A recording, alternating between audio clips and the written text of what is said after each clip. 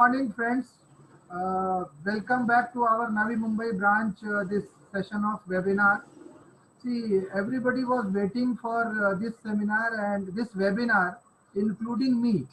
I keep on asking several questions from Ujwal time and again, and even sometimes I have copied some of the reports which he has shared to me because I was not very confident. So I thought Ujwal is a well-learned person and he used to, do lots of research work, especially in reporting patterns. So, and he has always helped to everybody.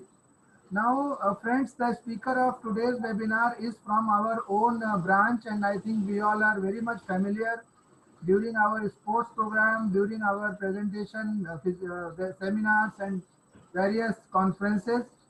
Ujwal is a highly motivated, highly energetic and highly good looking person, very knowledgeable person. He is, I think, from army background, what I know him little bit about him. So, and he still look like a army personal family member. So friends, I have got this opportunity to introduce him. However, he has given a very brief introduction, brief profile to me, but still I will start from the bottom rather than from the start. He is an excellent photographer. So that is the best thing. See, if you are a CA and beyond CA, you are also doing something good.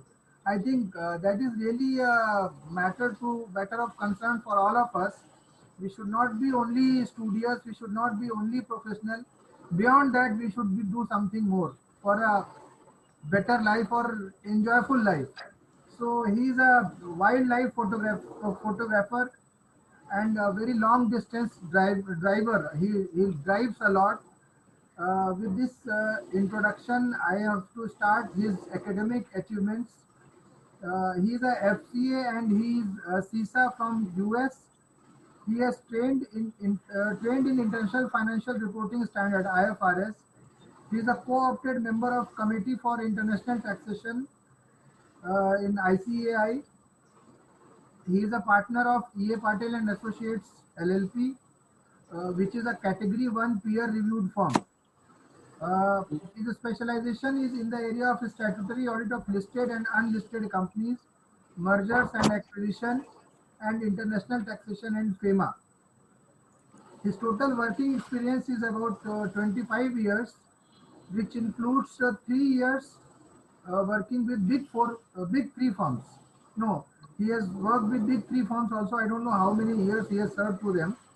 He has been worked as a CFO of one of the fastest growing software company also, and presented various papers on mergers and acquisition, auditing in computerized environment, directors' responsibility in New Companies Act 2013, and ethical standard of ICAI.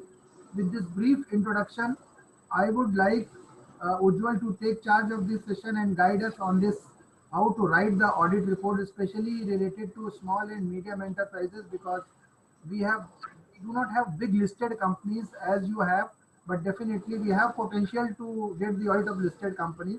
So please guide us on this particular subject. Thank you. Thank you very much, Speaker. Chairman, sir.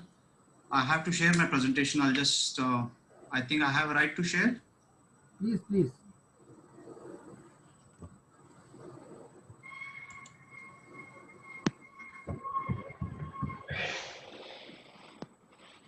Are you able to see it on the screen? Yes, sir. Good morning, Ujwal. Good morning, sir. Okay. Good morning, friends, and thank you very much for my kind introduction. Sir, you have to zoom it. It's Sorry to interrupt, sir. It is like your presenter mode. You need to put it in presentation mode.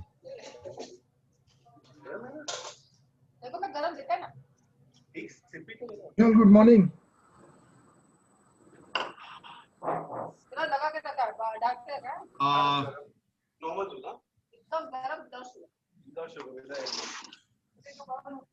Is it in the presenter's mode now?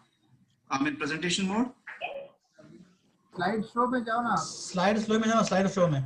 So I'm in slideshow. I don't know what is appearing in your screen. It is appearing slide is in slides. Are you able to see only slide? No, we are able to show 2-3 slides at a time. That slide also we are able to see, sir. Put this third computer wala option na, sir, near the zoom. नहीं हो रहा. नहीं. Just give me 1 Make minute. it full screen. Just give me 1 minute.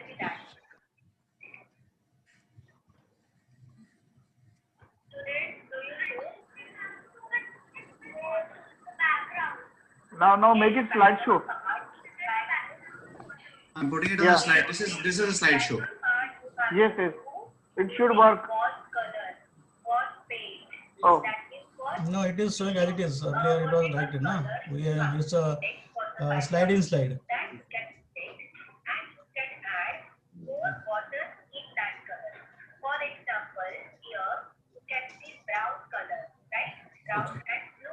Just understand this. It should work. Sir, first one is screen only, pitch screen only.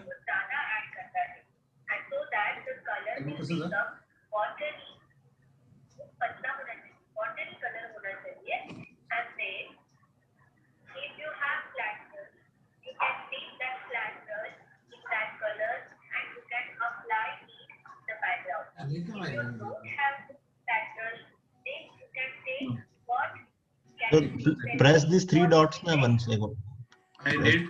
Yeah. Go screen, hide presenter view. Hide presenter view. Yes. Okay, now it is not working.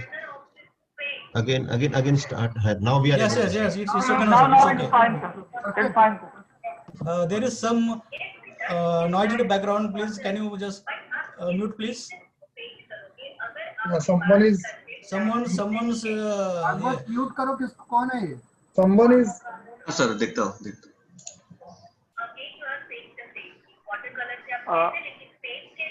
Bhagwat, mute everyone except speaker, please. हाँ sir कर दो हाँ, done. ठीक है. Okay, sir, you can start now. Ujwal sir, you can start now. I can start? Yes. Yeah. Okay, thank you very much. My entire focus on this presentation would be on the small and mid-sized entities where we want to cover it. I'm not taking any examples of larger entities. Most of my examples are from day-to-day life. So it should be more relevant. That is the whole objective. I'm trying to focus it on this subject. Having said this, my subject is drafting audit reports for small and medium-sized entities, and I'm going to try to cover as much as possible only challenges in CARO. I'm not covering all the subjects of all the areas of CARO. With this, I'll just start my presentation. My contents are present scenario of small and medium-sized practicing units where we all fall. Understanding of audit report with reference to key audit matters and emphasis on matters and opinions, and how to classify audit as qualified, adverse, and disclaimer, because we never we have been using these words interchangeably on regular basis. So, but when it comes to handling drafting actual report, it expects us to qualify, differentiate report between qualified, adverse, and disclaimer. And how does, when we do this, how does the materiality influence us, and what does this exactly materiality stands for? We need to see that. Management representation letter, to what extent it can protect us, because most of the time we use management representation letters to cover ourselves or to protect our interest. But to what extent it can protect, and beyond certain point it may not protect us, we want to discuss that. Various components of audit report, how the audit report is structured now, and after that last section is CARO, changes and its related challenges. When I say CARO and its related challenges, I'm assuming that everybody's read CARO, and only changes I'm going to discuss, and the challenges because of changes I'm going to discuss. But when I'm covering first few points about drafting a normal audit report, for time being, I'm assuming nobody's read 7000, yes, auditing standard 700, 705, 706. I'm intentionally starting with a little deeper understanding, so that there are certain basic misconceptions. If we have any, we try to address those out, and we come out of certain major issues which we are likely to have. Having said this, all present small entities, we have been facing certain challenges. If you read media every day, there's always been some news about auditors, about the role what auditors play, and day by day expectations from the auditors have changed drastically. Some people expect us to even detect on frauds also, and some people expect us to talk about the future of company, how is the company going to perform in future. And some certain people are expecting us to comment on past. So looking at this, there have been various expectations which are coming from the auditors. And if you see in 2018 and 19, in 2018 first half of the year, almost every day there was one major audit resignation in India. That trend continued in 2019. After when government realized there have been resignations in from the audits, that means there is something wrong with it, and government. WhatsApp page है ना? Javan, please mute yourself. So what happened is I request everyone to mute it because it's a long subject. I want to cover it as much as possible and do justice to everyone. We saw resignation almost on daily basis. Each of these resignation prompted us there's something wrong with the audit, because when some firm cannot handle it, there is some challenges, and those same audits are handled by somebody else and they're able to do it. So there's some challenges which CA Institute realizes, and not only CA Institute, NAFRA and the regulatory bodies, they realized it, and there have been changes, and we're going to see some of those changes going to come to us. Whenever we have problems in the audit, we have always said problems are with the bigger firms. It is not with the smaller firms where we all practice, including me, the small and medium size. We do not have problems. This is a misconception, I feel, because even when in 2010-11 Satyam happened, we thought कि बड़ा company का problem है, हमारा कोई issue नहीं है. The entire 2013 Companies Act got revamped, and if you read Satyam's audit report, you'll see a lot of those points which were highlighted in Satyam audit report are brought in 2013, and we all smaller practitioners are impacted with this. So we all follow this on a day-to-day basis. So that's a major impact which is coming to us. The CA Institute also made changes in its disciplinary committee. There's an independent government nominee on a disciplinary committee. So it is trying to become more stringent with the going forward with the norms. There is an ISBA. CA Institute is a member of international body, international ethical body, which defines rules and regulations for the member countries and member institutes, which CA Institute has to follow. A lot of changes which are coming in our audit report, which we are going to follow for smaller firms, and smaller audits are also part of it. A financial reporting review board is set up by CA Institute. Sooner or later, this board is going to start review of audits. It is not only going to focus on the larger audits, it's going to focus on the smaller audit as well. It is not restricted to the peer review. It is going to even focusing on the small non-peer review firms to see how audits are conducted. We already have a boss, which is NAFRA, National Financial Reporting Authority, which has already been set up by Government of India in 2013, and it's inactive. NAFRA did couple of 2-3 reviews of audits. NAFRA's one of the responsibilities to see how professional standards are maintained by professionals. Is there a need of drafting auditing standards and accounting principles? This is looked after by NAFRA, and NAFRA did made recently some reviews of some large audit firms, and the report is published and it's available in the media. If you read those reports, you can see if these big firms cannot satisfy the requirement of NAFRA, it's going to be a bigger challenge for smaller firms. And COVID impact is going to be largely for the small firms as well, because post-COVID, we are expecting that there's some amount of vibration in terms of entities. There might be some entities which are not able to pay back the loans to the banks or financial institutions, and these financial institutions might want to protect themselves. They might say that we have given loans based on the financial statements. So if whether financial statements are correct or not, there is a possibility of these reviews can start, and there might be some references to CA Institute to look into the audit reports which are submitted by members. So it's very important for us to, at this point of time, to address this issue, because we know there's going to be a wave of problem which is going to come in SME sector as well as where we all practice. Ye problem hai, ye aane wala hai. It's only a question of COVID, post-COVID. A lot of companies may not pull it out because of the financial inability to come out of it. And that's a problem. That's a time when we're going to have all the problems with this. SMEs, when we do audit, we always do audit with reference to income tax and GST. When we do income tax audit, we make our audit report 3CD, 3CA, 3CB, and then we say we do it. It's done. When we do GST 9 and 9C, we have it. And when we do these audit reports, it's our responsibility is done. Let me make it clear to all my friends who are listening to this seminar today. When we do audit, audit, general purpose financial statement audits, which is a normal audit. Based on that, we perform income tax audit. Income tax audit is done with reference to the clauses and the expectations provided by income tax, which are given in form of 3CD, 3CA, 3CB. We affiliate those and we do it. And GSTs also, they have defined what is needed.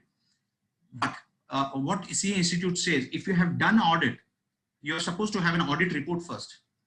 Now we're going to talk about those audit reports, which most of the firms have not issued audit reports for smaller entities. For example, proprietorship, a partnership, there can be a small entity, joint ventures, or an association of person. Most of the time we complete our audit with reference to 3CD and maybe GST or any other, or trust. We do it audit with reference to trust and we finish it. Societies, we do have formats of societies. Under Societies Act, we do audit and we submit that report and we finish it. But that's not an end. Those audit reports are specifically asked by those statutes. But you have performed audit under a general purpose financial statement first, and then you have performed these audits. So you are expected to have an audit report of, as prescribed under auditing standard 700 by Institute. We are supposed to see that and take it forward. It's very important for us. If you do not have that, it's a breach of ethical standard. If tomorrow somebody raises a query about our issue of about our audit report, and if we have to address this and you find there is some creditors which has not been confirmed and which we generally have not written it in 3CA, 3CB because it's not part of it sometimes, then we are expected to write these kind of issues in A700. It's a normal audit report. And again, let me tell you, we cannot create these audit reports if they are left out, because audit reports have to have a separate UDIN number. 3CD, 3CA, 3CB, UDIN cannot be used for this, because this SA700 audit report or SA705, 106 requires a separate UDIN because it's a separate report itself. So mind well, it's a request to everyone, please make sure that when you create audit report for 3CD, make sure that your audit report under SA700 is created first. You finish your normal audit, then you start with the audit with reference to your income tax or GST requirements or trust or society requirements. You have to have basic audit finished. So you need to have your SA700 UDIN created, and then you can have your income tax and other UDIN generated. So there's a sequence. We need to be very clear about it. So we have to be sure about it when we do it.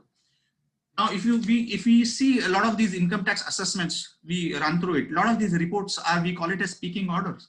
When we read the reports, they say why they have concluded a specific matter in a specific way. What is the basis? What is the logic of concluding audit report in a specific way? In audit report, we never had to think this. Most of the time, people used to copy audit report of the previous years and which we have used it, or we borrow copy audit report from somebody and we use it. But that's not possible. Now they are expecting us to make a speaking report, which is clearly evident in case of key audit matters. That means they expect you to say how audit has been performed. We want to see what is these key audit matters, where is it applicable, whether it's applicable to us or not, or what is emphasis on matter, how it is applicable to us. So I just want to stress upon that what we have been doing it in past, that very little time was spent on the audit report is not going to be possible going forward, because audit report represents your face of what you have done it. So it is expected that audit report clearly define what has been done and what are the challenges or any area which you want to highlight it. When we have made audit report, why our industry is facing a problem? Because everybody wants to have a different expectation from audit report.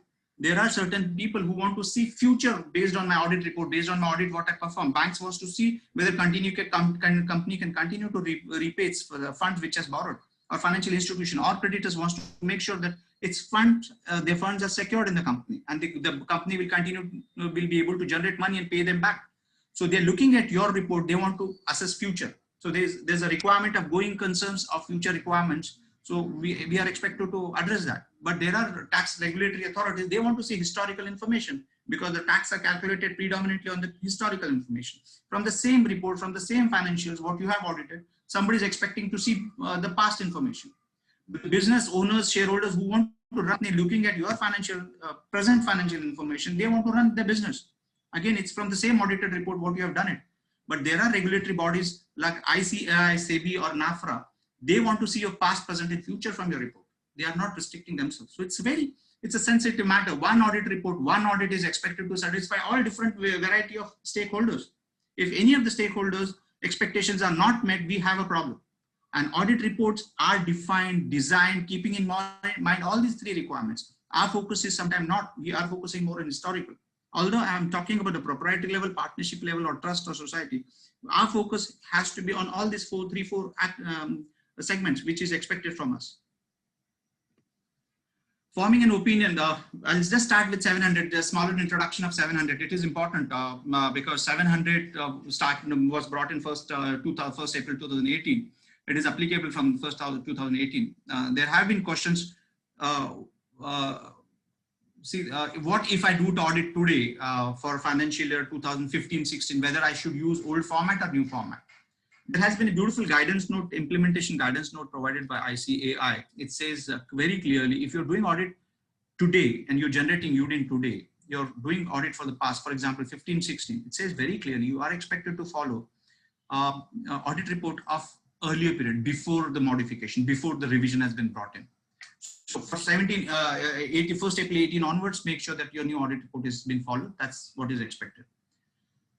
And Case 700 is applicable to general purpose financial audit. That means the moment you call it, it's an audit, it covers. But if you're trying to do a partial review of any company, just focusing on accounts receivable or auditors, or creditors, or focusing on certain asset side of it, then it is not. It is expected to comment on the entire financial statement. So it applies to the complete financial statement. Effective date, I've just told you. It has to be always addressed to the owners or partners or members to whomsoever we are trying to do audit. So make sure that your audit report has this. Separate UDIN I've already shared with you. We are expected to generate. And whenever we say audit, which we know it, whenever we say it's true and fair view, that means there are 4 or 5 basic assumptions. We always have it for that. That is the entire financial statement. We have given an opinion on the entire financial statement. True and fair view. True and fair view means that we have received sufficient audit evidences. Reporting frameworks have been followed. What is reporting framework? All auditing standards have been followed, materially complied with. Absolute, adequately disclosed policy. The accounting financial statements are disclosing accounting policies correctly, adequately, and they're consistent with the reporting framework. The reporting framework is nothing but your auditing accounting standards. Management estimates are reasonable, and terminology used in the financial statement is appropriate. That terminology, in the sense, the wordings which are used are something which are plainly can be understood. So these are the basic assumptions, basic understanding based on which we say the financial statements are true and fair view. Now, when I'm saying referring this, I just want to make sure want to bring everyone's attention. We are talking about our accounting standards. Please be aware that accounting standards are applicable no matter whether it's a proprietary firm, it's a partnership firm, it is applicable. Whether it's a tax audit or a non-tax audit, as long as you're doing audit, accounting standards are applicable. Please be aware about it. At the same time, when we make financial statement, they are expected to have policies and the notes to accounts, because that they are the explanatory. The readers of the financial statement will not come to know unless these are provided with these with the financial statement. So notes to accounts or accounting policies again are part of the financial statement, whether you do audit of a proprietary, partnership, trust, or any other entities. Make sure these are there. They are always part of the financial statements. No matter even if you have done it for some other act, but they have to be there. They have to be part of it. So I want to make it one thing clear that accounting standards cannot be avoided. No audit can be performed without accounting standards, and most of the accounting standards are mandatory. So with this, I move to the next slide. When I wanted to draft audit report for my client, I opened book and I saw there are 3 standards. I just first initially I didn't know which to follow. So I saw there's a AS700 which talks about opinion reporting on the financial statement. Then I saw there's one more modified opinion. There's one more auditing standard 706 which talks about emphasis on matters. So there are 3 reports. So I just wanted to touch upon 3 reports and understand when we have to draft audit, which we generally spend very less time, we should know which standard we need to use it and how do we use it. That's very important. So I want to share with everyone how these have to be interpreted and how we have to take it forward. So these are structures, broad structures, which are provided in the auditing standards. These structures have a certain sequence. We cannot change this sequence. We are expected to follow this sequence in the same line the way it has been changed. I just want to highlight it. First, if you look at this change in the audit report, it always talks about opinion first. It starts with the opinion. I'll just take my laser pointer. Yeah, it starts with the opinion. And then if you see modified, it starts with qualified opinion, adverse opinion, and EOM starts with the opinion. After opinion, it has a basis of opinion, basis of qualified opinion. What does this mean? It means the auditor is expected to start his audit report with, if there is a qualification, he has to start with his audit report with the qualification. In past, qualification used to get reported in somewhere in other matters where people had to search for it, look for it. Kahan pe audit report hai? Kahin pe italics are bold hai kya? And in case if they are able to find out with the reading of that, a lot of time, people could not interpret what is this qualification stands for. What is the basis? Why is auditor saying that this qualification is there? Nobody could understand. The institute is very clear. It says you want to qualify. There's no option. You start with your audit report with qualification. You cannot beat around the bush. You have to start with it. There's an old movie. It says good, bad, and ugly. Villain catches a hero who's sitting in the bathtub and taking bath, and he says, "I'm going to kill you. I was looking out for you to kill for long. Today I'm able to find it, and I'm going to kill you." Before he completes his sentence, hero who's sitting in the bathtub, he takes out his gun and he shoots it, and he says, "You wanted to kill me? Kill me. You should have killed me," without talking it. So similarly, institute is very clear. You want to shoot? Shoot. Don't waste it. Don't waste time. So it's very clear when it talks about giving opinion. They are expecting us to give opinion, and there are key audit matters, management responsibility, and other aspects. So we're going to touch upon each of these heads and see how does it impacts to us. And I wanted to take that forward.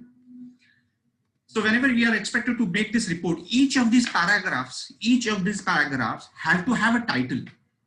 We never had title to each of these paragraphs. They have made it very clear. So your first paragraph title itself says qualified opinion. We are expected to say our report. If it is a qualified, heading itself will say qualified opinion, or it has to say adverse opinion, or it has to say disclaimer opinion.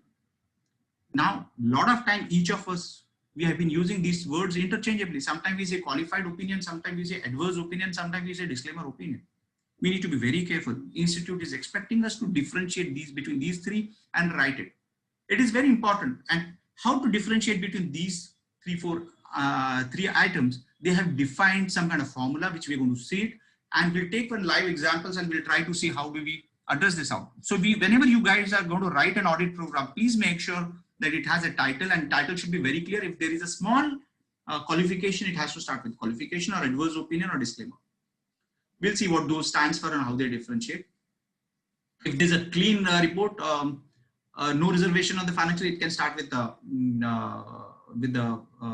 opinion. It did not have to say this. Now, when we say clean, qualified, adverse opinion, the moment we say it is beyond a tolerable limit, we qualified. What is the tolerable limit? How does it work? We will see that.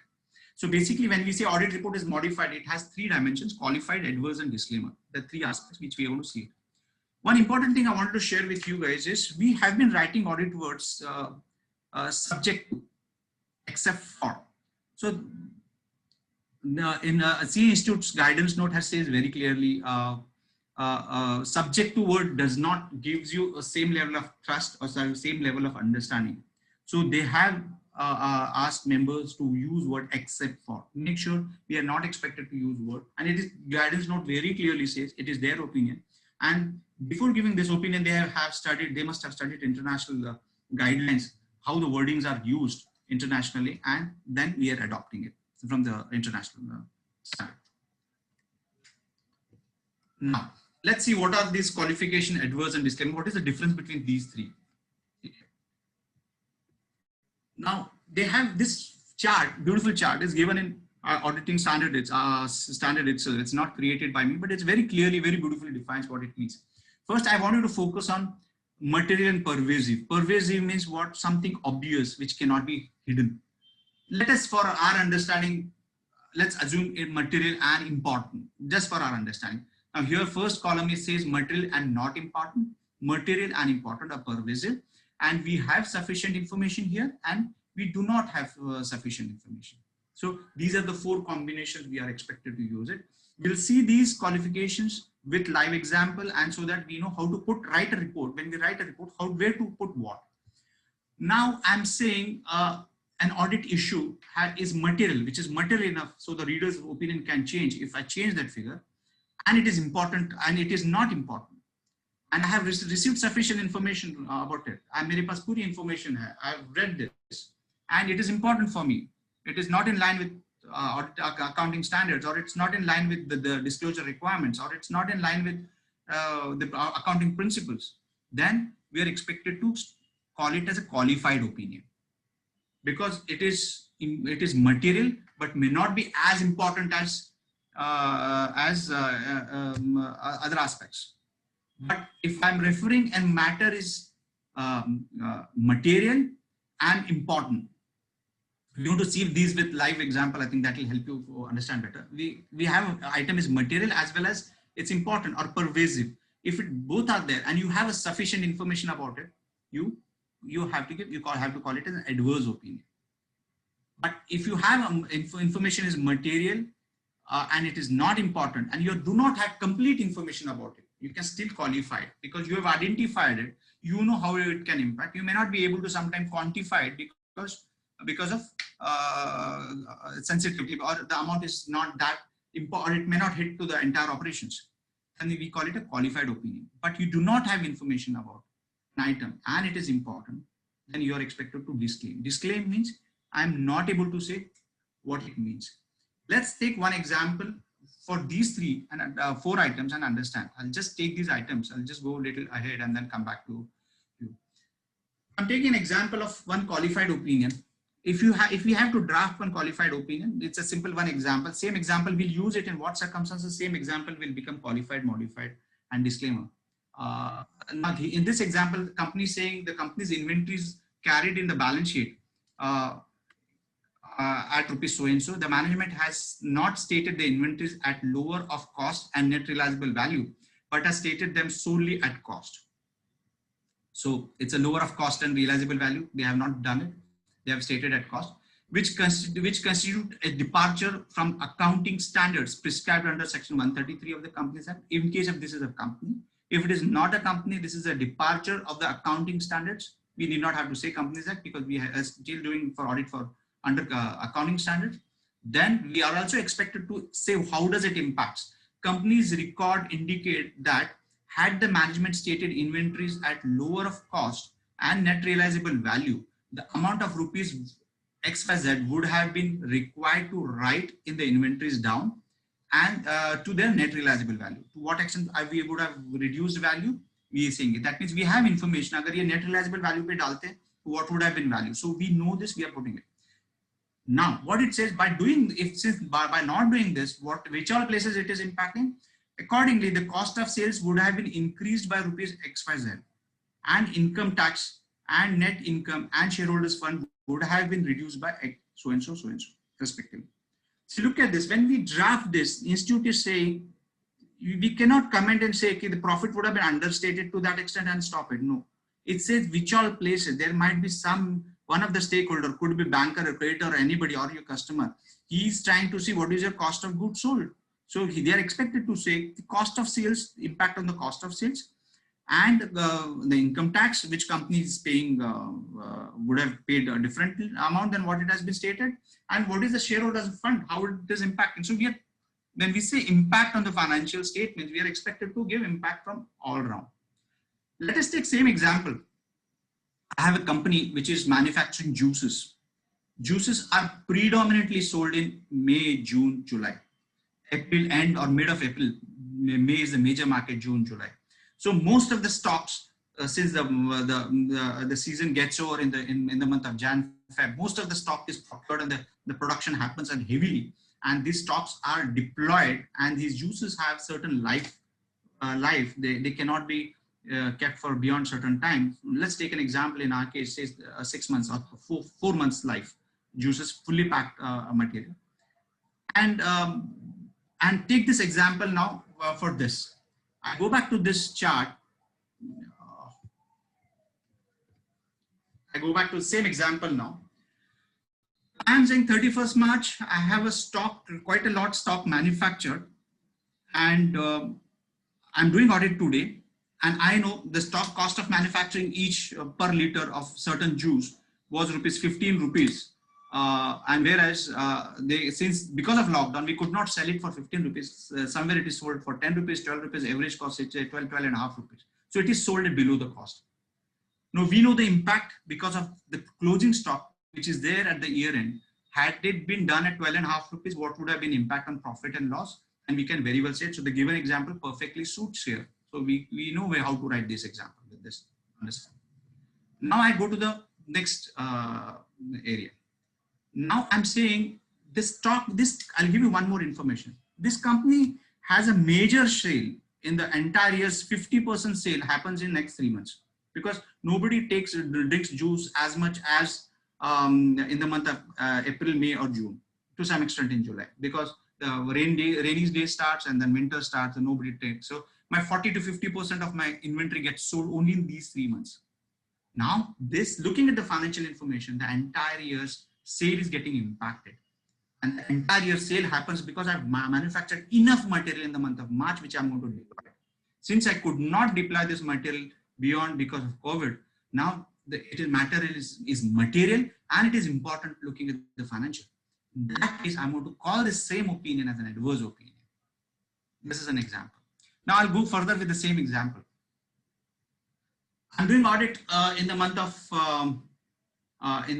say June, and I'm same example. I know the stock is there. I have and there's some amount of material. We know it till June it is not been sold. Some is still lying. So the unsold material still has 1 more month's life. I go and talk to the plant guy and say, "Okay, boss, ये 1 महीने में expire होने वाला है." He says, "No, sir.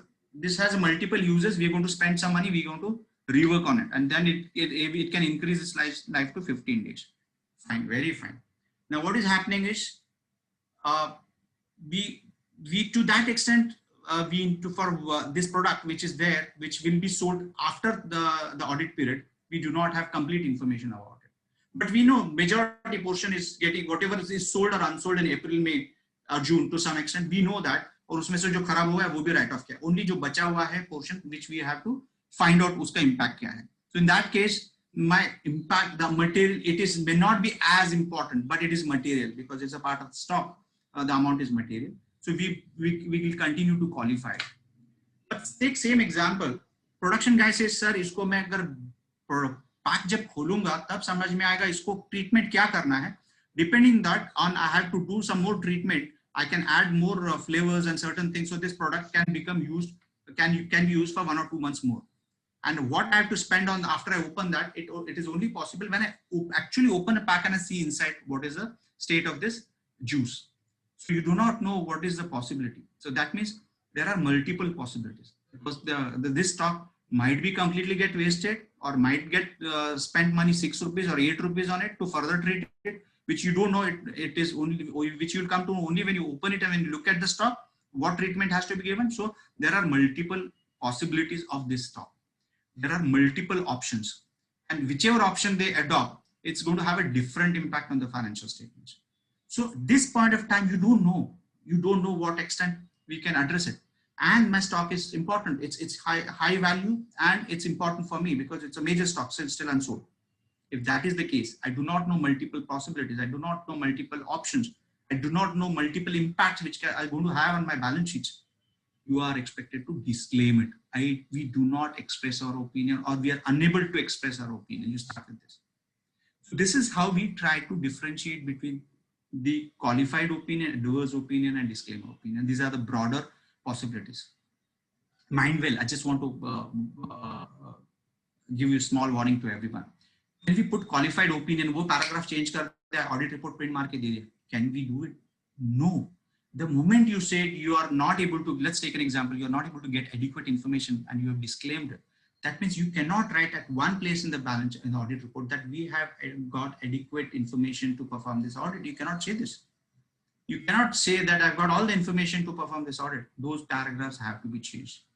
There could be one more paragraph which says the internal control commensurate with size and nature of the company. They address all the requirement. It has worked throughout the year, and no, you cannot say that because some places there's a gap.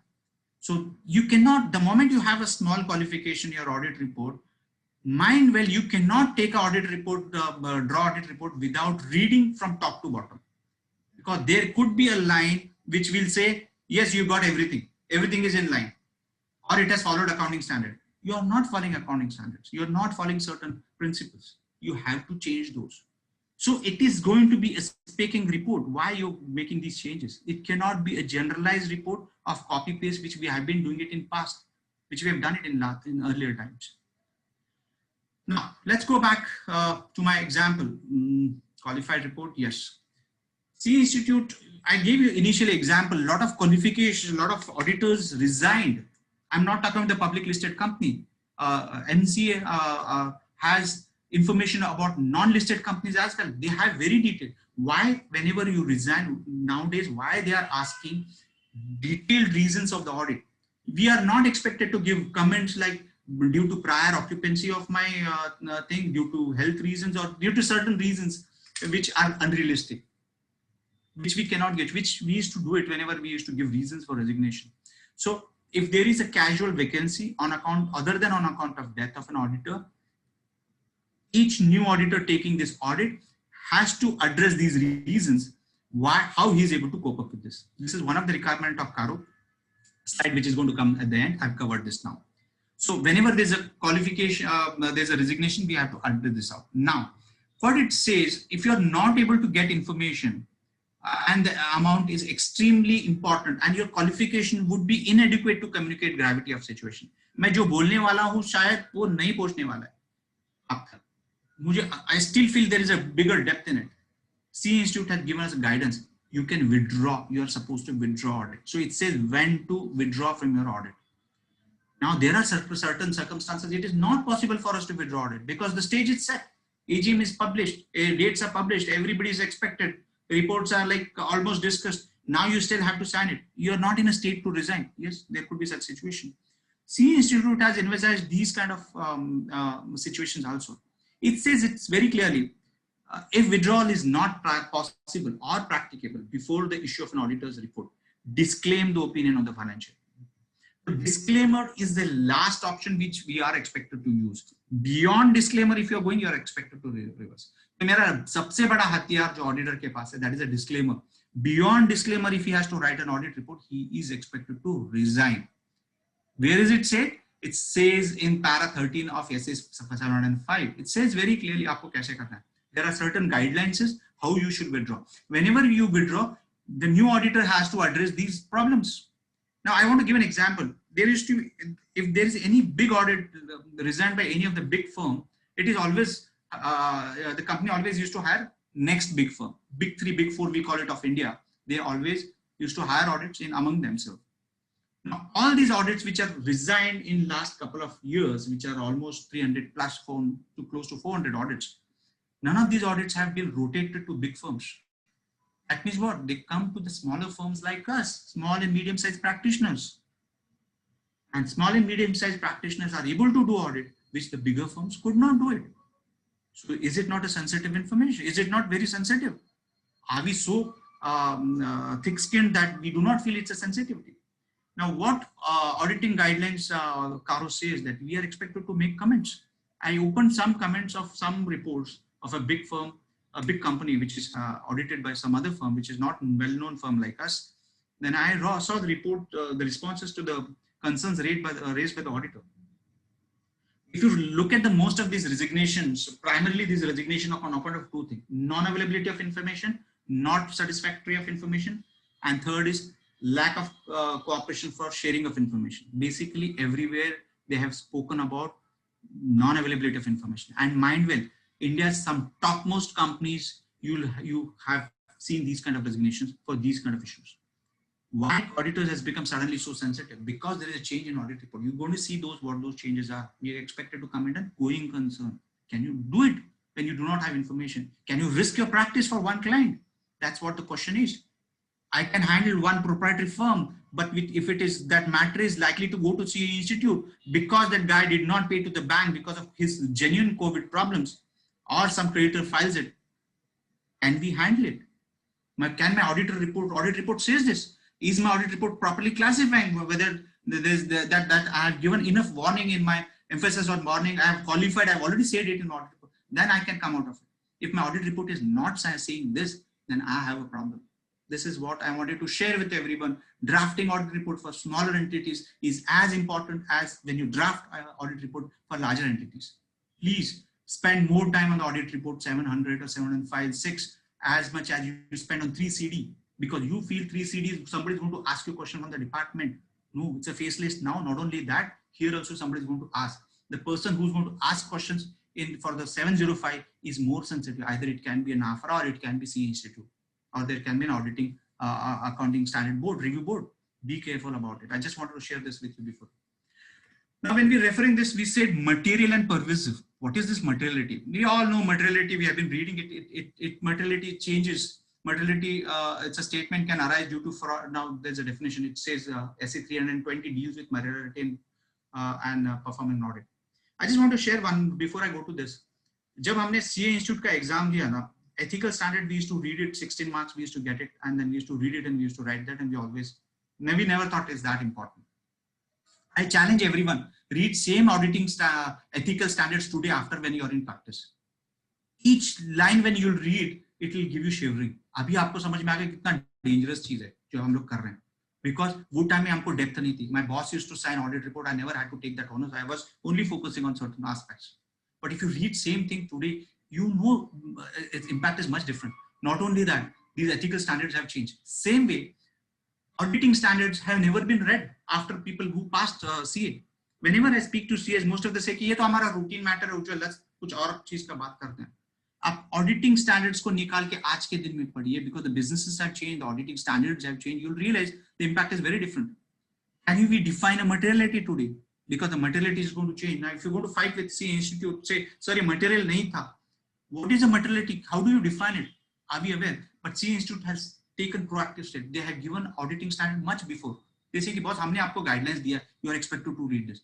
ऐसा कहीं पे हुआ है कि हमारा guidelines नहीं है? Okay, let's sit and understand your logic. Otherwise, you read that first. So materiality is again important point. Materiality says mismanagement can arise due to fraud or error and are considered material if individually or in aggregate they could expected to influence the economic decision of the user taken on the basis of these financial statements. Mind well, एक चीज बताना चाहता हूँ. It says aggregate, individually or in aggregate. What does this aggregate means? आपके छोटे audit report में जो mistake मिलते हैं ना ऑडिट में, आपको उस सभी को आपको डाल के टोटल मार के देखना है. And then you have to say whether it can impact your the profitability and whether it is material or not. We have to keep track of each query which we have given up. Add those out. So you have to have a tolerable limit. वो limit के ऊपर जाएगा तो आपको qualify करना है. ये लिखा हुआ है 320 में. And we are expected to follow when we do qualification of a normal audit. So when you guys do smaller audit, property partnership, we are expected to keep track of each query which has not been resolved by the client and whether it has some impact.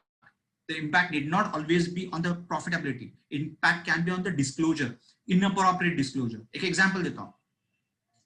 Debtors with credit balance or creditors with debit balance. Let's take that. Creditors with debit balance मतलब क्या? Supplier को मैंने advance दिया है, वो मैं उसी में net करके दिखा रहा हूँ. That is some small proprietor has done it. Because of this, what happened? His creditors, his liability got understated, isn't it? So his liability got understated. That guy could fit into the banking requirement of loan and is able to draw loan. This is called misstatement of financial statement, financial information. The word misstatement means what you are expected to do and you are not done it. So you are not expected to merge this net of these figures. Here, when you say creditors with debit balance, advances to the supplier has to be shown separately. It cannot be part of your creditors. This is a smaller example how it can influence your economic decisions. These are examples. Now, what we are expected to do materiality, we are expected to collect these figures, unsolved, aggregated. A lot of time there are certain guidelines is given at account level and balance sheet level. A lot of time it says beyond a certain level of expenses, you show it separately in P&L account. There are certain item of balance sheet beyond 1 year, less than 1 year, current, non-current mein dikhaiye. That means they are trying to show you what is the material for next year, working capital, how you define. There are certain relationships. But being an auditor, we are expected to define what is materiality, and this is materiality has to be in form of an amount in our mind. It cannot be vague, because when I read NAFRA's, it says auditor has not defined materiality figure, or the way of defining materiality is vague. You cannot say, sir, मैंने तो बोला था economic decision of the user change होगा, मुझे क्या मालूम कौन decision user है उसका. No, we are expected to say that what is materiality. So when you do audit, there are three aspects. Keep in mind, there's a tolerable error for level for you. The moment you have accumulated unsolved queries reach to that level, they go beyond that level, then you have to qualify it. So when they reach to your, so we call it material figure. So there are a few examples which I want to share with you. What is materiality? This is primarily because I wanted to touch upon these two aspects. So I've given you example of adverse opinion and disclaimer opinion. Just I didn't make that slide because same slide could be used. Now, when I was going here, there's a next head, base opinion and basis of opinion. Basis of opinion, you're saying it. What is the basis? Auditing standard are not followed or whatever, or misstatement in the financial statement. You want to say those bases here, and then you come to the next basis of qualification opinion or basis of opinion. After that, key audit matter. I'm not going to discuss now, but I'll definitely tell you the moment I go down. Key audit matter is a new audit subject has come in. It is mandatory for the listed company. It is not mandatory for the non-listed company. That does not mean हमको नहीं करना है, हमको कर भी सकते हैं. क्या है चीज? We'll discuss that when I go down. I'll take the next item of management responsibility for standalone financial statement. The word standalone is used by institute. You can always change it in case if there are no subsidiaries, there are no other entities which we consolidate. If it is not, they've given it in guidance note. Yes, you can take that out. That's fine. That's what they're saying it. Management report. Now, management says always we know in companies you read audit report. Management, it is management responsibility to draw financial statement. Likha hota. When I go to the Companies Act, there's a section which says okay 134.5. It says it's written what is the management responsibility in the Companies Act. It is defined. But when you do audit of a proprietorship or a partnership, is management responsibility defined anywhere? No. कल कुछ हो गया तो वो तो बोलेगा sir ये तो आपका काम था, मैंने तो आपको ऑडिट दिया था, इसका मतलब आपको ही बैलेंस शीट बनाना है, आप ही को रिटर्न भरना है. मेरे पास कौन स्टाफ है? मेरे पास तो पार्ट टाइम अकाउंटेंट है. मैंने कहाँ बोला मेरे ये सब मैं करने वाला हूँ. Just by saying audit, it does not interpret that we have only auditing responsibilities and we have not taken those responsibilities unless it is said somewhere. How will you say it when you're doing audit for a proprietorship or partnership, man? That's going to be a risky matter. Companies Act में लिखा है, मैंने कहीं भी नहीं लिखा तो भी Companies Act में तो बोला था, board, you know your responsibility, directors, it's already their responsibility. I may not have to say it, but proprietorship and partnership, this is going to be a challenge. And what are we expected to do is either if you're making an engagement letter, अगर आप बना रहे हो तो उसमें उसके responsibility लिख के sign off कर लो.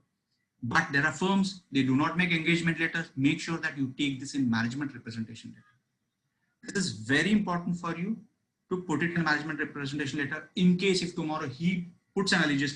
मुझे मालूम नहीं सर ये फिगर्स मेरे फिगर्स में कहाँ से आई है, मैंने तो बोला नहीं था.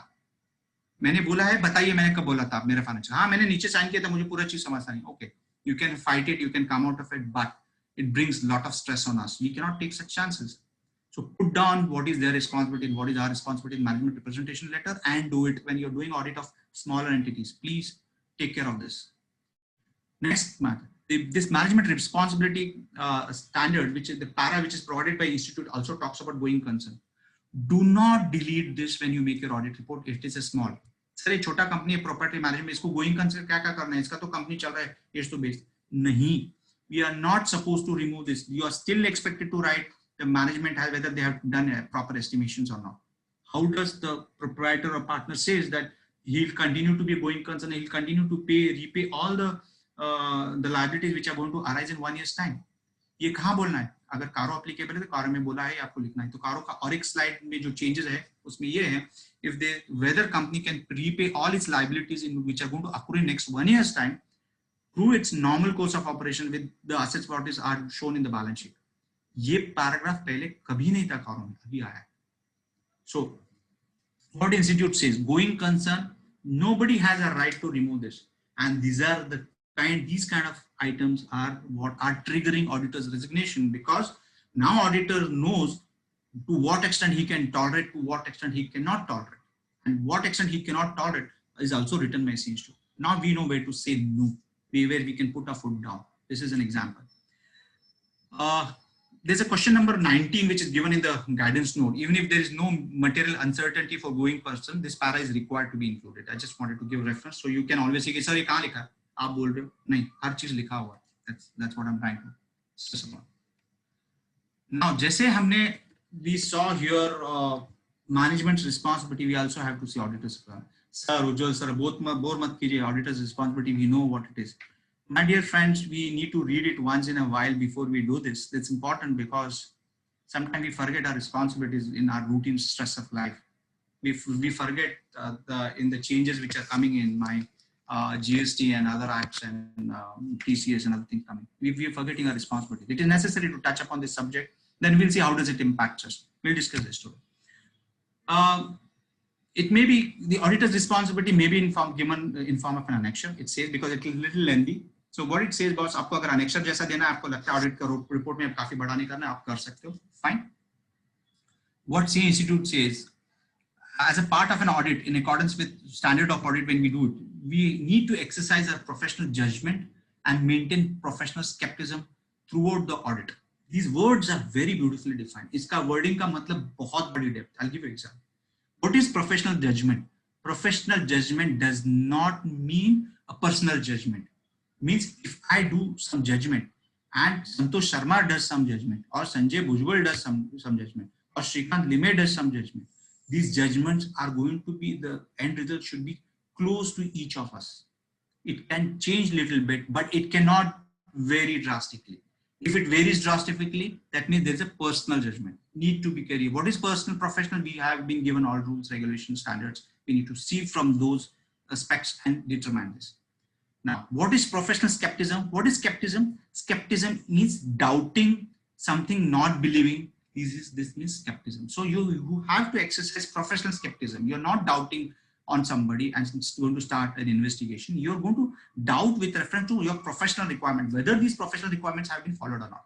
So I just wanted everyone to re-understand meaning of these words when we draft our audit report. Please, it is important. Then auditors' assertions, we have certain assertions. We say that we have identified and assess the risk of material misstatement. First of all, we need to know what is material and misstatement in the company. Misstatement ka example मैंने दिया creditors with debit balance. So these misstatements should not come. We have identified risk because of such things. We need to, and we have addressed this. The risk is higher in case if the fraud is involved as compared to the error. मतलब अगर fraud होगा तो और भी बड़ा होगा. अगर error गलती से होगा तो छोटा होगा. ये हमको मालूम है. This is what we are seeing. Then we are seeing internal control system, understanding and design audit approach in circumstances. That means we have understood internal control systems of a company. Accordingly, I have decided which area to audit more, which audit area to audit less.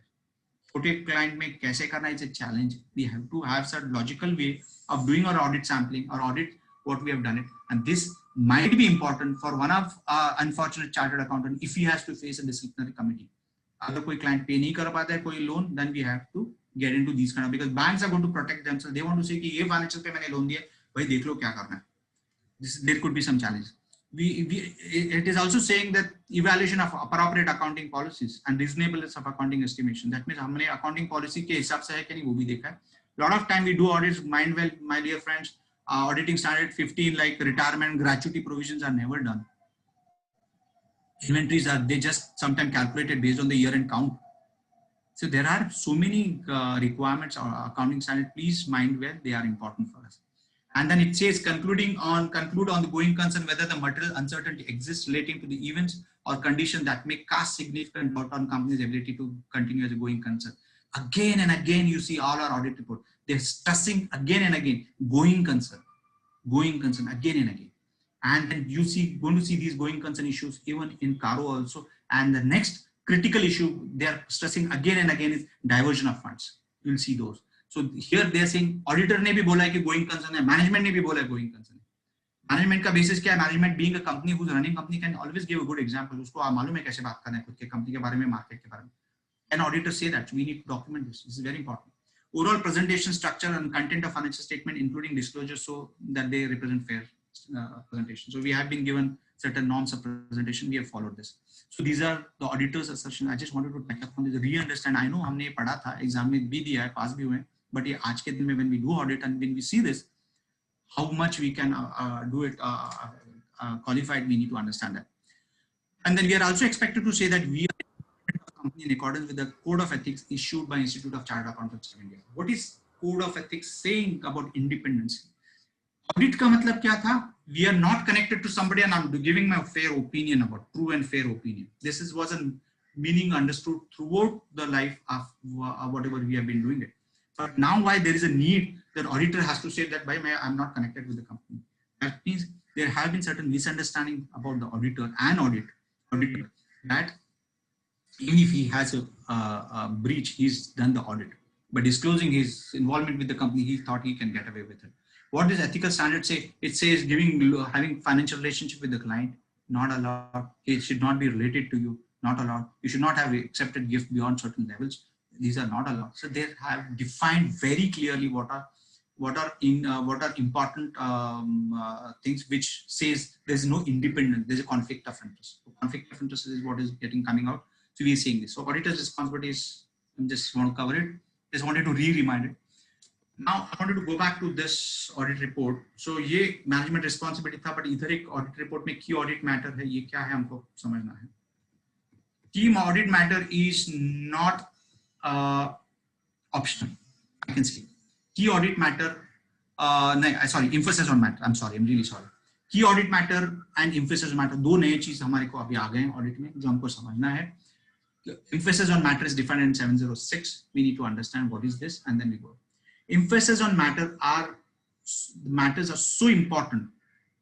First of all, emphasis on matter are properly disclosed in the financial account. They do not mean qualification. इसका मतलब qualification नहीं है. इसका मतलब ये है कि जो भी रीडर पढ़ोगे, भाई ये पैराग्राफ को समझ के पढ़ना. इसका मतलब क्या है? The client has already, what you are saying is has already treated properly in the books of accounts, but you still want the auditor user to read it so that he understands these financial statements much better. We'll see some examples what kind of things can go in this.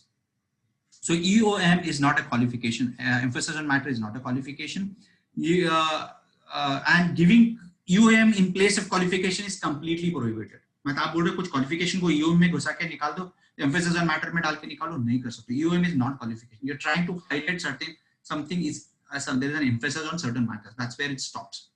Key audit matter, I just want to touch upon. Key audit matter का मतलब क्या है? मुझे audit मैंने कैसे किया, मुझे मालूम नहीं audit कैसे करना है. एक example देता हूँ. हम लोग bank audit कर रहे थे. Especially audit was happening in the month of May, and we could not visit Goa, and we were excited because Goa branch was great. So all partners, we were ready with our baggage, but then we realized कि बहुत जा ही नहीं सकते. Lockdown है, 14 days का lockdown, उधर जाएगा गोवा में हम लोग कुछ कर नहीं पाएंगे, कोई होने नहीं वाला है. So we were very disappointed. So and we had another branch, BKC branch. We could not visit BKC, so we sat in the Vashi branch of that bank and we did audit. Now, when we said in audit, how did we do audit? We did audit. We obtained all information in form of in electronic format. So how did we audit? It's a different way of doing audit. We could not visit client's location. We could not do with their physical verification of cash. If it is a company, I would have said I did not do physical verification of inventory. But how did I do it? Since I could not do this, I performed different ways. These are the different ways I adopted and I did it. I give you an example.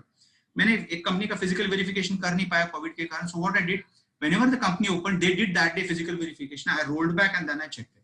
That is one way. और last उनका verification Feb में हुआ था. उसके बाद logically plus minus जो आया गया material मैंने लेके वो physical उसके साथ match होता है क्या नहीं मैंने देखा. These are secondary. So whenever you do key audit matter, you are expected to say this.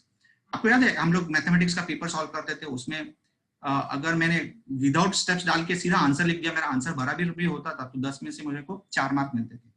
But if I write down the steps, logic followed, I used to get 6 marks more. Those marks used to be more than my closing answer. There is a possibility I might did some guesswork and I can arrive my answer. No, it was not possible. So there were marks for my steps. So key audit matter gives marks. It is a similar. You have to say how did we do audit. This is not mandatory in case of smaller firms. It is mandatory in case of stat audit. But C Institute says boss, आपको अगर कहीं बोलना है कि मैंने audit कैसे किया, ये बहुत प्रॉब्लम था मेरे लिए, आप इधर करो.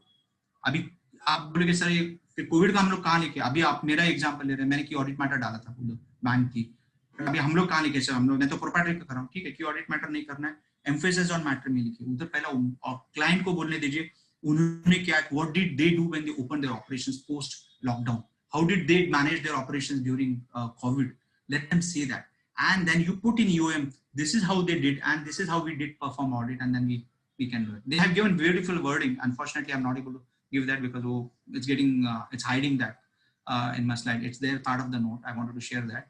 That's fine. But UM you have to use it. अभी समझिए C Institute में अगर ये मैटर जाता है और C Institute में बोलते हैं सर कोविड था हमने जा नहीं पाए सर, आपको मालूम है उसका अकाउंटेंट था इसलिए हम लोग जा नहीं पाए. There are no exemption given to CAs when there is a COVID. Let me make it very clear. Covid आने से हमारा ऑडिटिंग में कोई एग्जम्पशंस आए नहीं हैं. What we are supposed to do instead of A alternative, now we are also have to try A and also have to try B. For example, datas में मैं अगर उसको बैलेंस कंफर्मेशन भेज नहीं पाया, ठीक है, सब्सिक्वेंट बैलेंस रिसीट्स पेमेंट्स मैंने देखे क्या, did I verify the past trends of payments, how this client is he regular in paying, is his balance going up on regular sales, or it is he's able to address it, is he paying bill on bill basis. These kind of analysis I have to do it and then draw conclusions. But if you say tomorrow, sir, COVID tha maine nahi kiya, will not work, and COVID has generally impacted your inventories, your debtors, creditors, places where you had to visit audit and do it audit, there have been challenges. So if you have taken documents in electronic format, you have to say I've taken it in electronic format, so that beyond that, if something goes wrong, you don't know. So today you are saying tax paid challenge sir मेरे को electronic format में लिया था because I could not visit it. You said it somewhere, so you're okay. But if you're not able to see and if it turns out to be something नहीं था, वो दिया था मुझे, मैंने देखा था उस time में, it will not work. So I just wanted to stress upon this. Circumstances when it is necessary. Uncertainties relating to the future outcome of litigations. Company का एक litigation चल रहा है जिसको contingent liability में दिखाया हुआ, पर उसके possibilities 10 हैं जिसका कंपनी पे फाइनेंशियल का इंपैक्ट हो सकता है. ये going to say that. Significant post balance sheet event. Post balance sheet event is the date when I'm signing a balance sheet. If any till that date, if there's anything has happened, I have to do it. Now, what is happening, guys? Everybody, we are going to sign audits after a few, maybe this month or next month.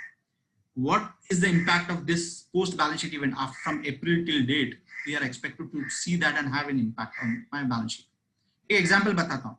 Raw material पड़ा है मेरे books में, वो raw material को मैंने अप्रैल में production बनाया because the raw material was getting expired if I don't use it, and मैंने बना के उसको बेचा अप्रैल मई जून में, and that I sold it in loss.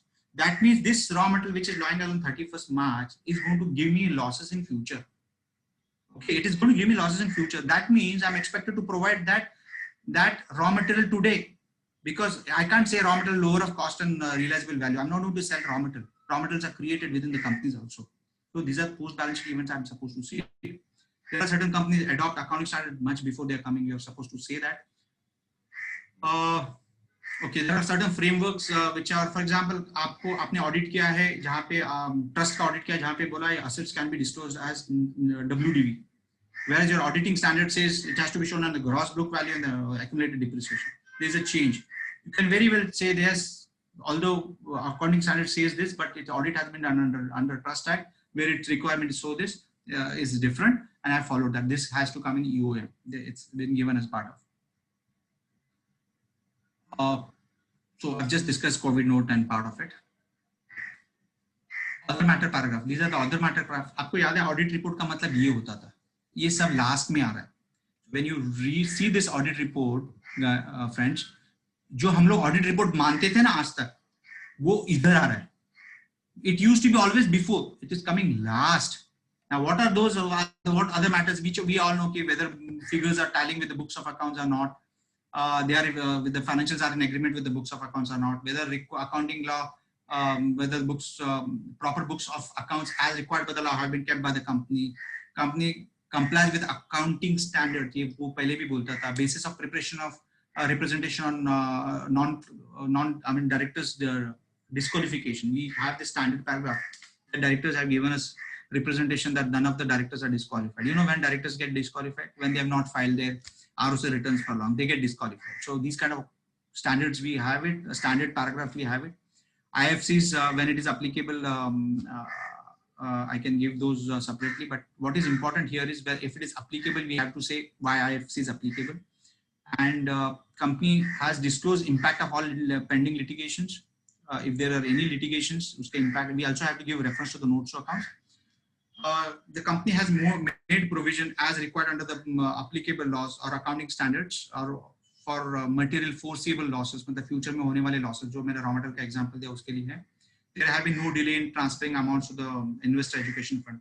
If the client has or shareholder has not taken a dividend for 7 years, then we can transfer to investor education fund. This is primarily applicable to the company. But ये जो ऊपर के clauses थे, they used to be part of our main audit report, but now they have been kept at the end. Significance of date and signature in the audit report. Date एक काफी important है अपने लिए, because date has to be, audit report date has to be after the audit is signed by the directors or signed by the audit report, the owner or a partner. So till the date you don't sign your audit report, till the date anything has happened, you are supposed to address it in audit report. I'll give you an example. मेरे पास एक client आता है, sir मेरा company disqualify हो चुका है, directors are disqualified because हमने return नहीं फाइल किया था आरओसी का. क्यों नहीं किया था? सर हमारा ऑडिट नहीं हुआ था. आप ऑडिट करोगे क्या? करूंगा, बट आज के दिन पे होगा, बैक डेट नहीं हमारे पास होता नहीं. ठीक है, वेरी गुड. सब कब से करोगे? सर 2015 से करना ऑडिट. करूंगा, मेरा क्या प्रॉब्लम, मेरे को डॉक्यूमेंट्स दे दो, मैं ऑडिट करूंगा. So what happens? I'm signing all these audit reports today. I'm generating UGNs today. So if you find in 2015-16 there's one expenses appearing in the accounts, in 17-18 or 18-19 that same expense being not paid has been returned back. This liability has been returned back. So you're signing this balance sheet today. You know this expense which was booked in 15-16 cannot be booked because subsequently this expense has been returned back. So this is what it means. So when you sign audit report, you have to be very careful, because the audit report, till the date you sign audit report, it takes care of all those subjects. So this is what I wanted to indicate. It should never be signed and before the board is board of directors or the owners sign it. Date is also important on the audit report. When I say date has to be always again subsequent to the period of audit, and it has to be a period you have to keep in mind. If it is a Companies Act, when I can sign it, the date has to be in line with that requirement, and we need to do it. Now, I just want to take one or two more thing about signature as well. When we sign audit report, it is not necessary I'm signing audit of a Mumbai-based company, and today I'm in Goa, or say I'm in Ahmedabad. I can still sign it. What guideline says? You need not have to be in Mumbai to sign audit report of Mumbai. You can be any part of India, you can sign it. Say that where you are, say that place. So a lot of time we used to see, ये दिन में बॉम्बे में था क्या, देख मुझे audit report sign करना है. No, there's no need to do that. Okay. So it is important that that the place is not important as when we sign it. We have to give the reference of place and we do it. When you sign it, make sure that you're signing it in firm's capacity or individual capacity. Be sensitive to that. If it is a firm's capacity, make sure that firm's registration number is written. Sometimes people start with the letterhead of the firm and it doesn't say it's firm's capacity. No matter whether you sign audit report in individual capacity or firm's capacity, the responsibility lies with an auditor who's signing it. It is firm is secondary. Primary responsibility lies with the member of the institute. That's very clear. Okay. So when you sign audit, tax audit, I've already told you tax audit, GST audits are done after you've done audit. So you have to have a statutory audit signed first, and then those should be signed. Place is not mandatory. Circumstances in which management representation letter cannot help. हमको मालूम है बार-बार हम लोग MRL लेते हैं. I want to share one big example of India. One large corporate, there was some issue with the audit. Auditor asked, did not agree with management explanation. Management gave them a representation letter. Based on the representation letter, auditor raised some more queries. Again, management gave another representation explaining to the first representation. And there were again disagreement with the management. So management gave the final representation, third representation to the auditor. And the matter was concluded. And same matter went against the auditor, and auditor is in trouble. Yeah, what I'm sharing is a true story of auditor. So no matter how much representation you take, it is not going to save you. What is important is what you have it in the audit representation, how crisp it is and how effective it is. We'll see some of the prime characteristics what we need to address. We need to sign an MRL only if there's a need of significant professional judgment in drawing conclusion, which is used for opinion. Significant professional judgment मतलब ये बहुत important है इसमें. Professional judgement के लिए काफी information लगती है, उसमें से कुछ इंफॉर्मेशन मुझे मालूम नहीं, इसलिए मैं उसमें लेने की कोशिश समझने की कोशिश कर रहा हूं. We have to use it for material items in aggregate. अगर मेरे सब छोटे-छोटे आइटम भी मटेरियल होने वाला है सब मिला के, you are expected to take it in the representation letter to take management stand. Management assumptions, for example, valuation of stock, going concern, capacity utilization, etc. Management can have different examples. हम लोग capacity utilization, हम लोग बोल रहे हैं company की capacity utilization 90% है. Okay 90% है. 90% आपने कैसा बोला? हमने ये स्टडी किया था हमारा कैपेसिटी, कब किया था मालूम. तो we need to have details for that. So there are certain things we need to rely on technical reports. Wherever we rely on technical report, we say that in our audit report. But there are certain understanding about the businesses which we are supposed to use it here. So we use these kind of judgment where there are management, what management has assumed for certain thing, why they are saying going concern, why they are assuming going concern. They are expected to write. Why I feel going concern, I'm going to write this. That is how it has to come in. Entity's ability to pursue specific course of action. For example, management has a different possible option. Management के against एक tax की demand आई है, there is a possibility he can go to विवाद से विश्वाद तक, he can file normal appeal, he can pay it off, so he has a different option. As today there's a demand. How do I address it? Can I show it in contingent liability? What management wants to do it? Do they want to pay it? No. Yes, we don't know what they want to do it. So what they want to do it, management has to say it through management representation letter. This is another example which can help. It should be generic. It should not be generic. Means it should not be general copy paste. We have verified all stock balances are correct. No, you have to be very specific. Unless if you have verified stock balances, if your audit report is saying that हमने verify किया है, then you cannot say that. Management is also saying it. You put certain things in the representation letter which are more crispy, which should represent with the figures and facts. It should not be general representation letter. That is where it will help you. Otherwise, it will not. Now, circumstances where it cannot help. There are evidences available that representations of management cannot be implemented. Possibly in management बोलते नहीं sir मैं पैसा लेके आऊँगा, company will come out of the problem. Whether it is possible, looking at his profile, credit profile, can he do it? No, man. We don't know. We need to confirm that. It may not help us. Based on the circumstantial evidences, it indicates that management is habitual of not following it. Management बोल रहा लिख के कि sir ये सब चीज हम लोग comply करेंगे, ये सब दिखाया जाएगा पेपर आपको, and repeatedly they have done these breaches in past. You cannot issue management representation, take a representation letter for these habitual mistakes which are demonstrated in past. Now, management representation is signed by one of the directors or one of the partners. Other guy says, because there's a dispute between the partners, directors, and then they take up this matter with insurance boss, dispute हमको नहीं मालूम, हमने थोड़ी बोला था ये सब चीज, मेरा दूसरा partner नहीं बोला है, तो इसमें problem में कौन आएगा? Auditor. So what auditor is supposed to do it? He has to take signature of both the partners and both the directors. If possible, these MRLs should route it through the board meeting where they approve. It's not mandatory requirement for the board meeting to approve this, but somewhere board has to consent it what they're saying it, because whatever is written in the representation letter is said by the board. If there is a board in the company, I'm expecting them to say it in one of the board meetings that they have consented to the representation what they're giving it. If it is in partners, make sure both the partners do it, sign it. Both the directors, if they are a director, both the directors sign it. Same way, if it is a financial statement, you should never accept a financial statement if it is signed by one partner. If there are 2 or 3 partners, make all 3 partners sign it. There can be possibilities of dispute in future. They can disagree in future. For their personal interest, we will be in trouble. But if there are 6, 7, 8 partners, not everybody can sign it. Take a representation letter, ask everyone to sign it off. Do not compromise on this. This is very dangerous. Again, when management representation or letter, it is written as if to protect auditor and also not to qualify. No, we cannot have a word ambiguity drafted in MRL. We need to be very careful when we do this. So wording has to be crisp and it should say what you want to say it. Okay.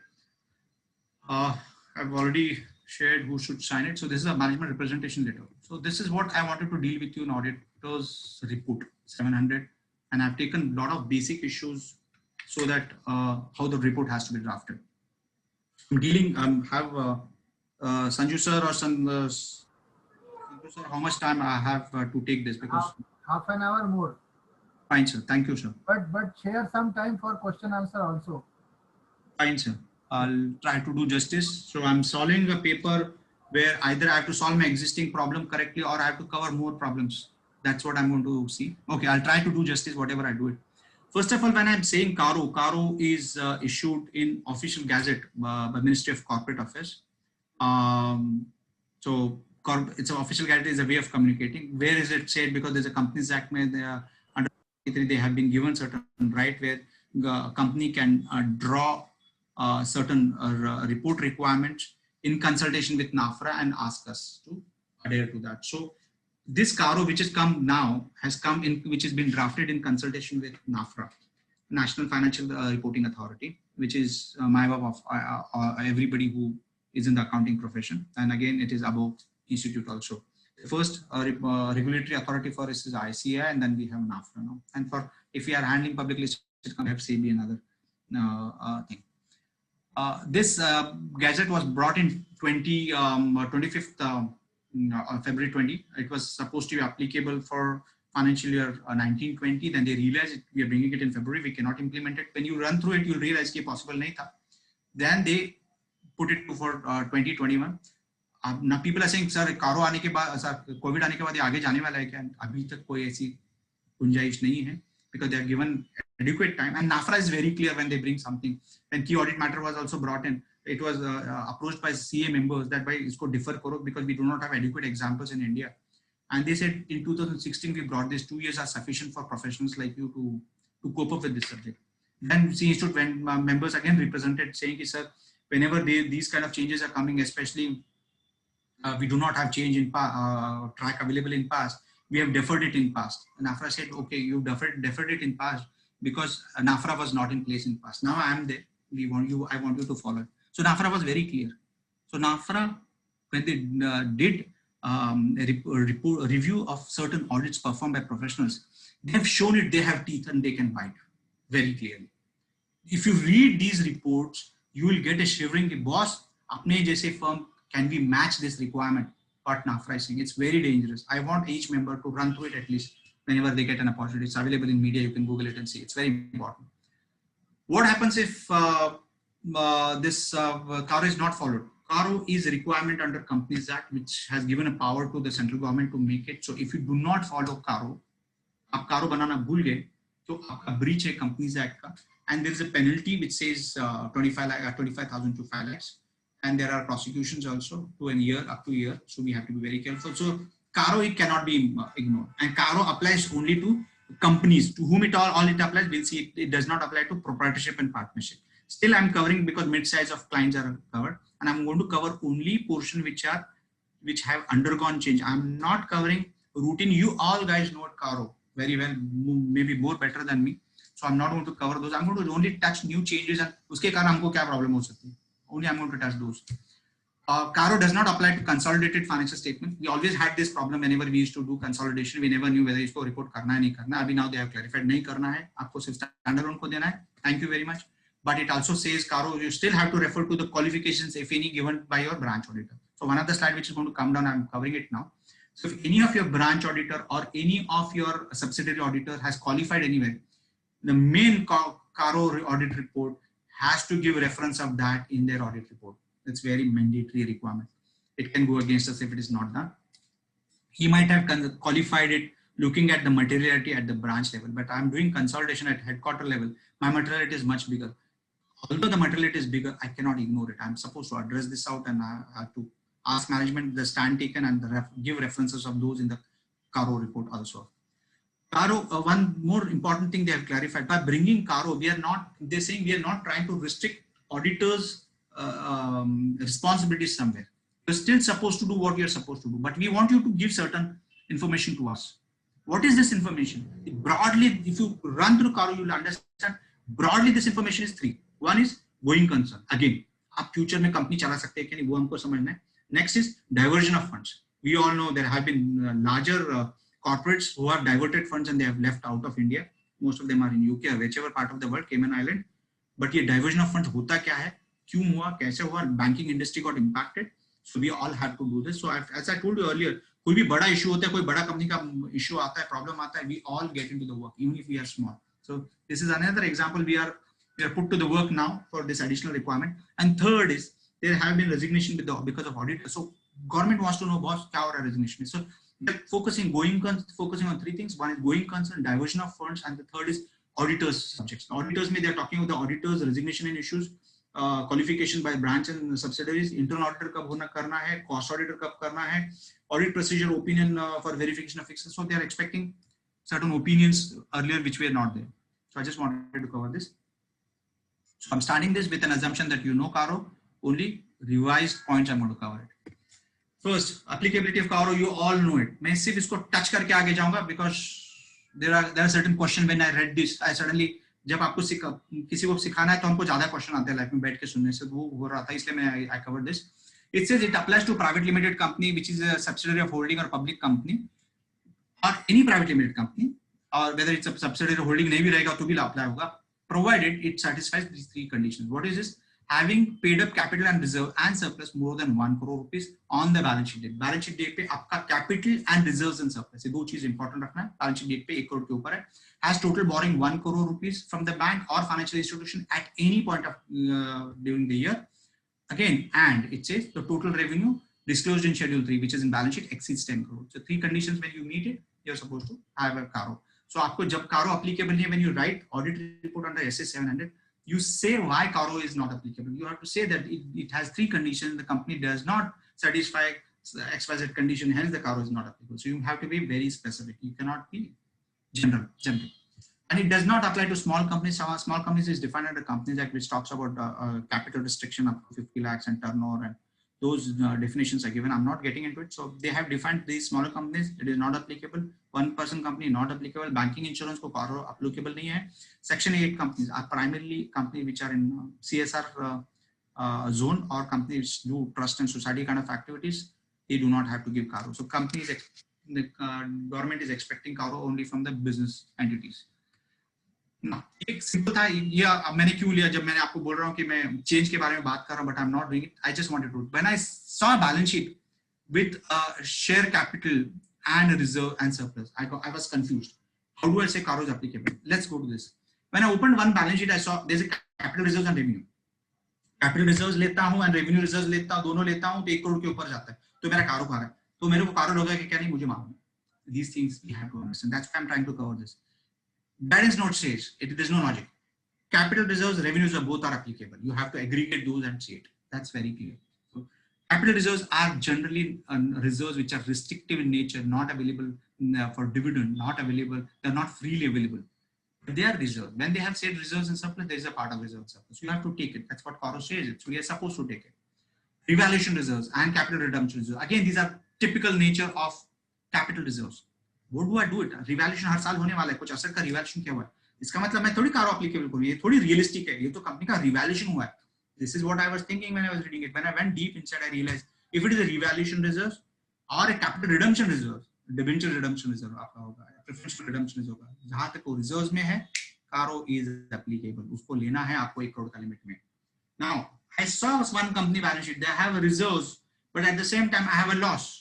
तो दोनों को net करके लो, अलग लो. एक auditor का कहना था नहीं सर रिस्क मत लो, अलग अलग करके लो. But when I went inside, is reserve part of the debit balance in profit and loss account, which represents loss? Is it a reserve or not? Yes, it is a reserve. So we are expected to net it off. C Institute has given a guidance note which says you net it off. So we net it off. So एक simple example थे 1 करोड़ के, मैं उसमें थोड़े complication समझने की कोशिश कर रहा था. I wanted to share that with you. Now I want to deal with borrowings. Borrowing, it says has a total borrowing of 1 crore rupees from any banks or financial institutions. Banks and financial institution at any point of given point of time. Financial institution includes an NBFC and other entities. मेरे पास 1 करोड़ रुपए का facility है, but मैंने use 60 lakh किया है. Sir मैं इसको लूँ क्या नहीं? That is a question. It says CARO, what you have to see is whether you have utilized or not. What you are supposed to see the applicability of the CARO is, if you can just one minute. A little bit of confusion, just wanted to take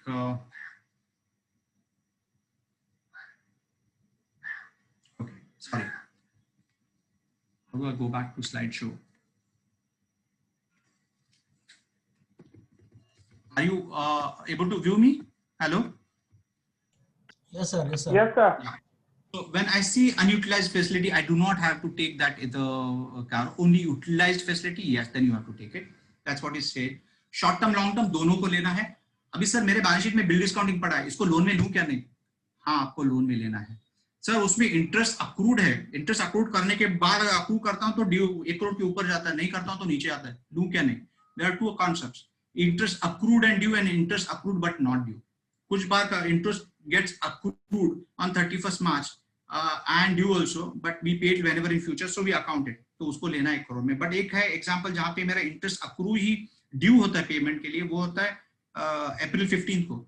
I have provided logical figure on 31st March because 31st March तक मुझे account close करना है. Accrued and not due. Accrued and not due, you do not take it as a part of a CARO report.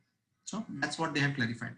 Non-fund based guarantees, they have said, okay, take it out. Do not take it as a part of a thing. CC facility is fluctuating daily basis. Yes, it is fluctuating daily basis. Whichever day it has hit the highest, take that as a basis and do it.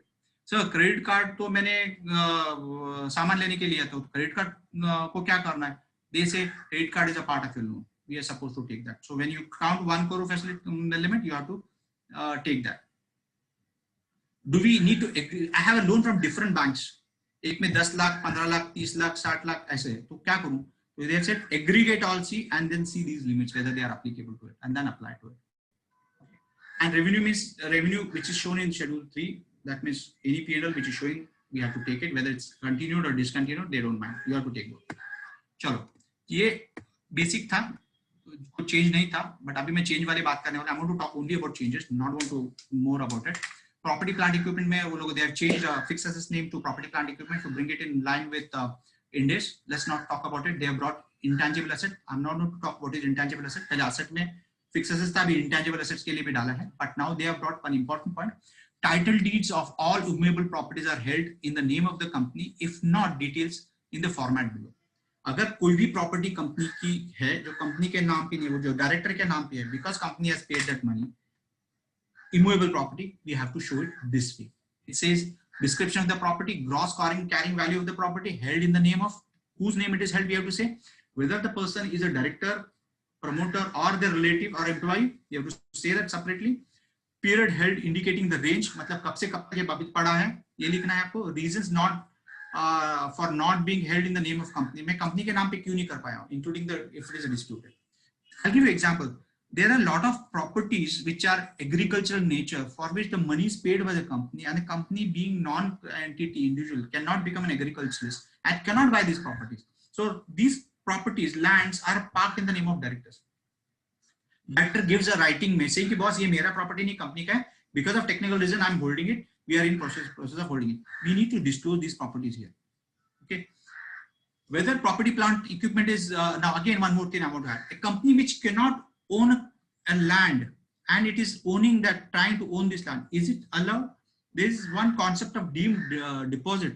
अगर आपने अगर किसी को पैसा दिया land के लिए और वो land आप खरीद नहीं सकते हो, वो advance में पड़ा है, तो वो deemed deposit में आएगा. We want to cover that. So we have to be careful what company can own and what company cannot own. They have also given new clause which says whether property plant equipment, that is fixed assets, are they revalued during the year. अगर वो revalued किया तो registered value और नहीं किया. Registered value का मतलब IBBI का जो value qualification है वो वाला बंदा है, वो चेक करना है. और जो revaluation हुआ है उसका value जो difference है compared to books, whether it is more than 10%. If it is more than 10% in aggregate of a certain class of asset, then we are supposed to show it separately. Class of asset का मतलब क्या? Asset के अंदर there are breakups. What are those breakup classes? Can be land and building, machinery, ships, aircraft, motor vehicle, furniture, fiction, office equipment.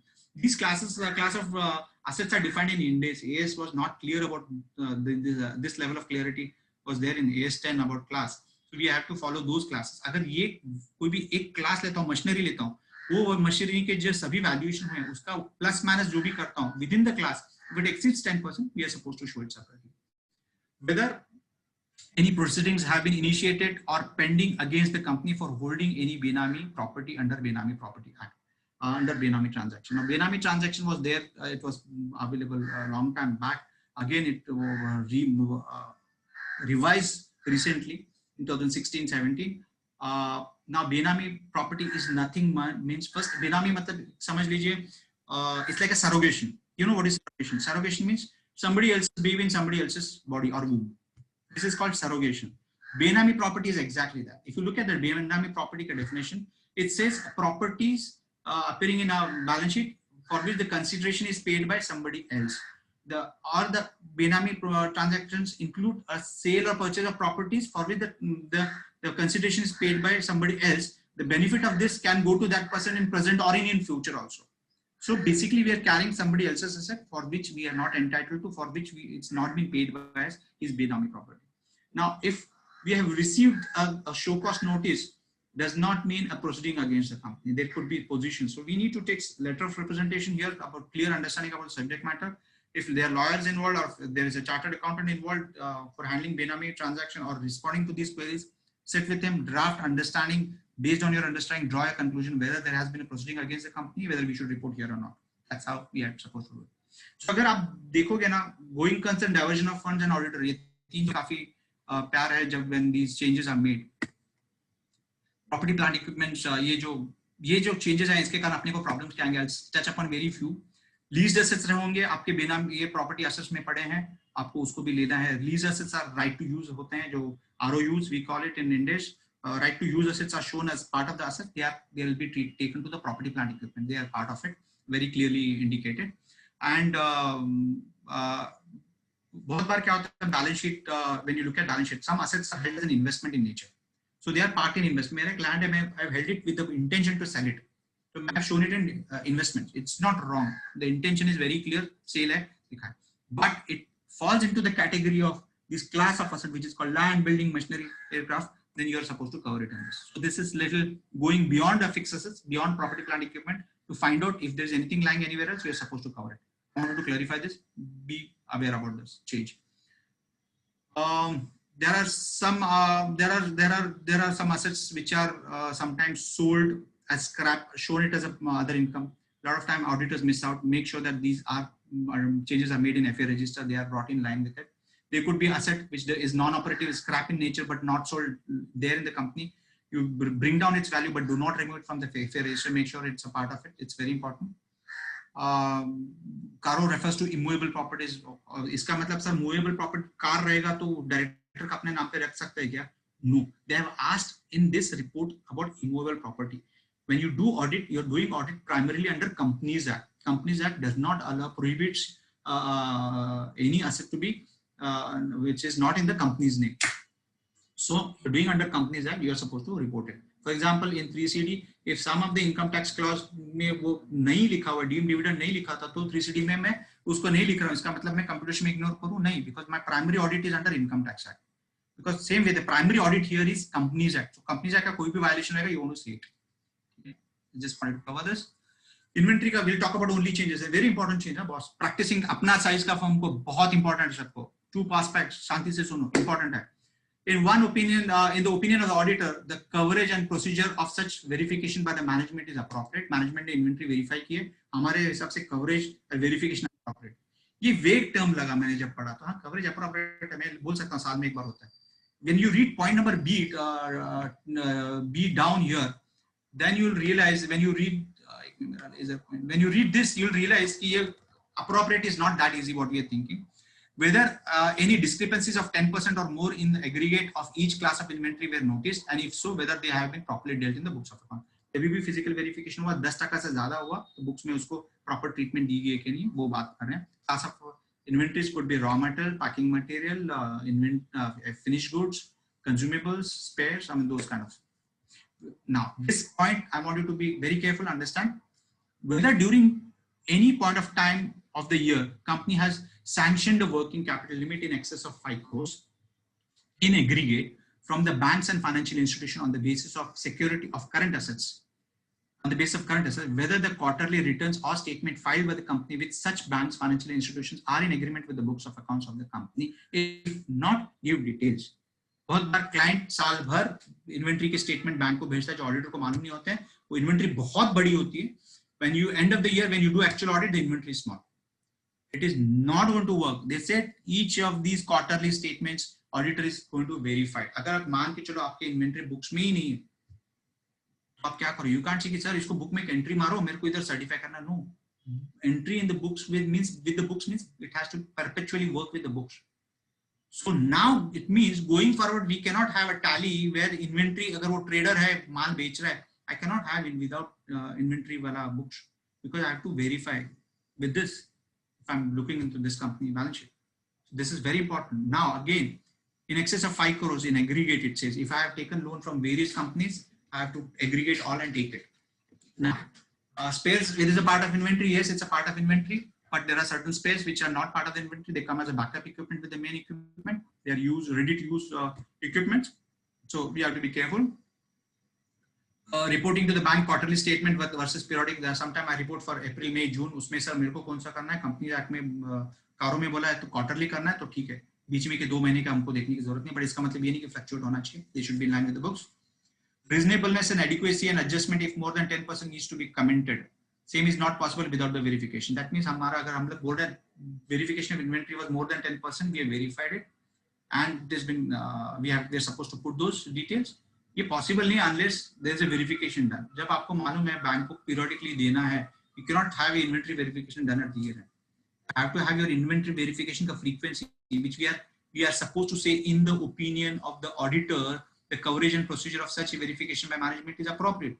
ये appropriate कब बोल पाओगे? Because they are appropriate with reference to certain requirements. Those requirements are submitting details to the bank. Please understand, your inventory verification cannot be at the year end or cannot be once in a 2 year cyclical कर रहा हूँ sir. एक reason आता था. No, it will not work.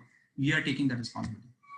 Working capital loan के against मैंने लिया है and sanction versus utilization. अगर मेरा sanction limit है मेरा working capital का 5 crores का and मैं उसको in aggregate working capital limit के लिए मैंने लिया हुआ capacity has been sanctioned for, मतलब sanction हुआ है, मतलब मैंने utilize नहीं भी किया तो भी मैं उसको cover करूँगा.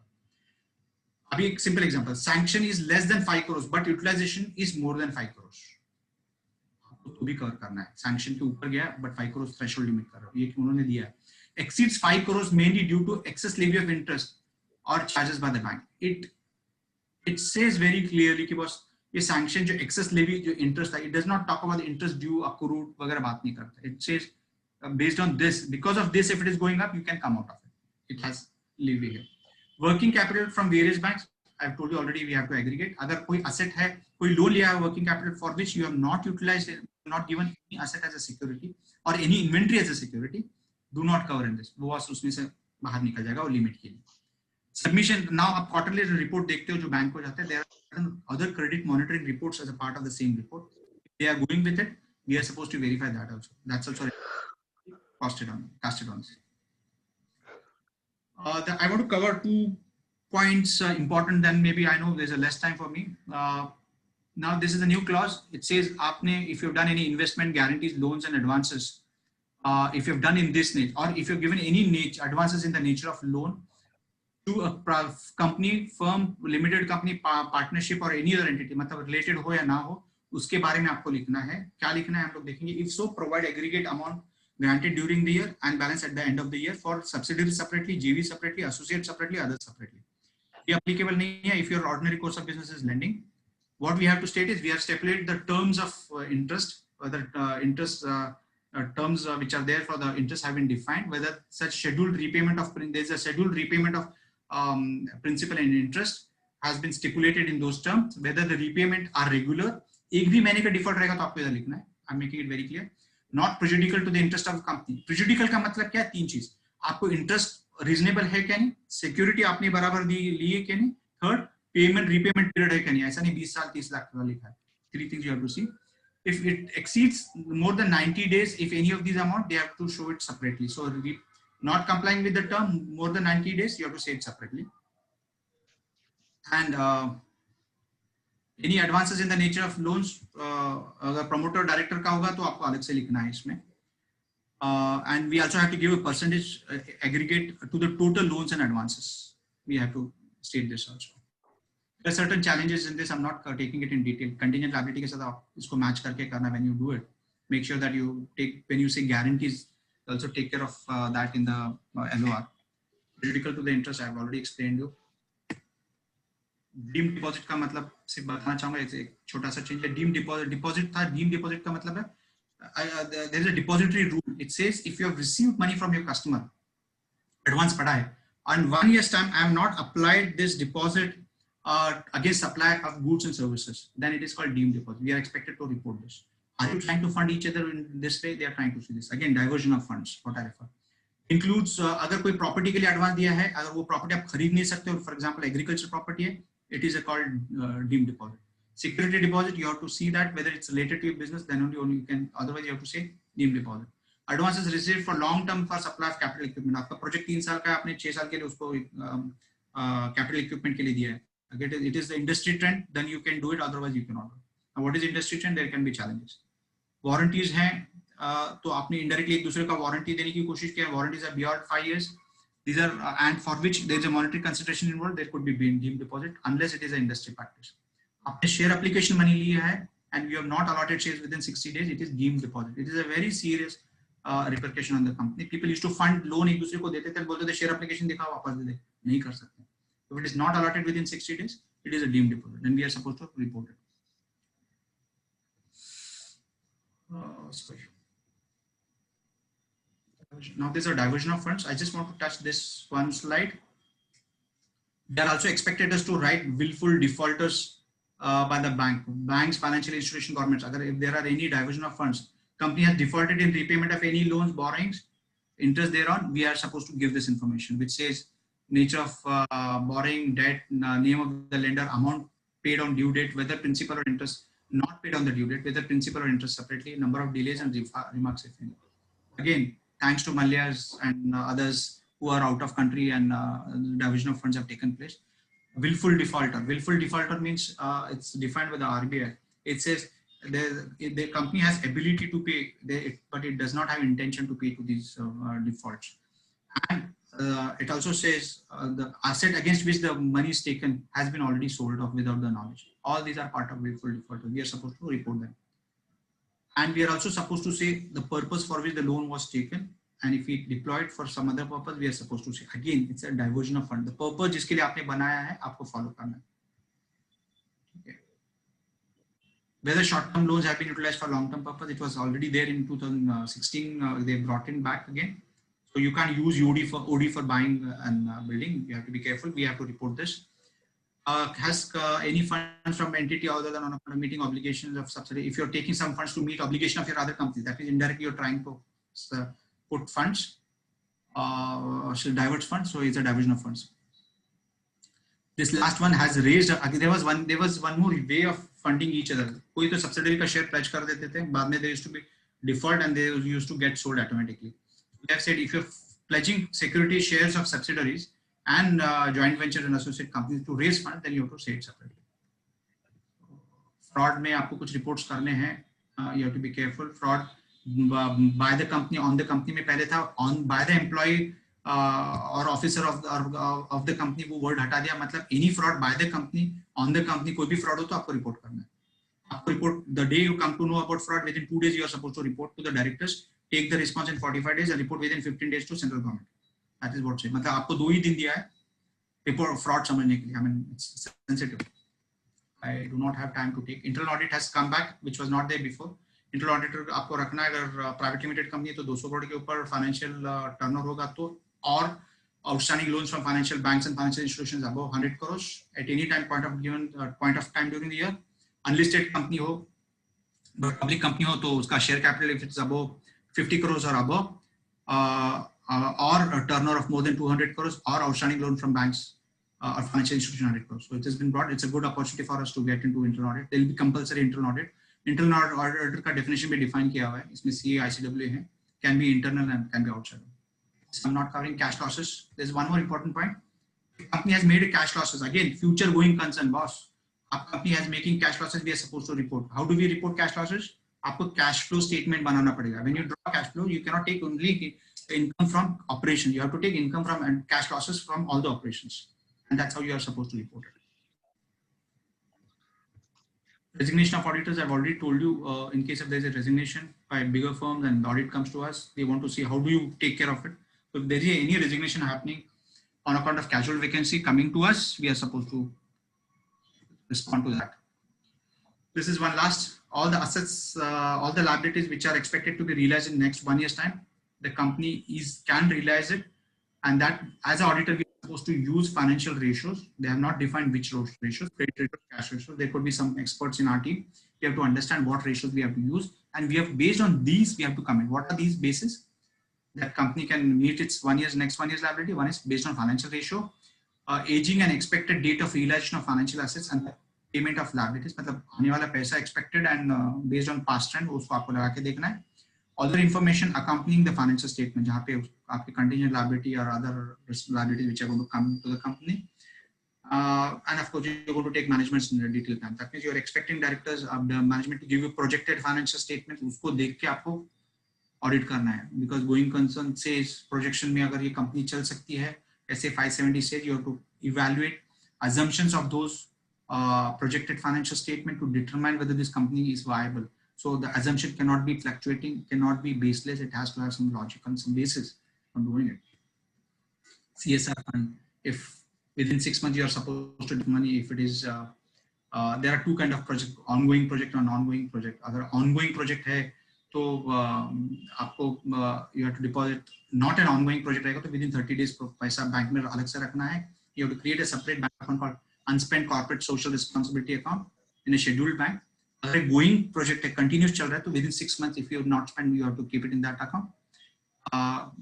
And then you are given certain time period within which you can utilize it in future. ये भी आपको CS अपना CARO में लिखना है. Consolidation I have explained, that's it. I'm trying to cover in little shorter time than possible. Thank you everyone. Thank you very much. Well, sir. Yeah. There are some queries in the question box. Yes. Can I take that? Yeah.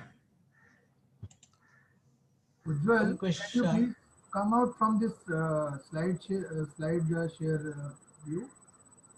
I think. Yeah, give me 1 minute, please. New share.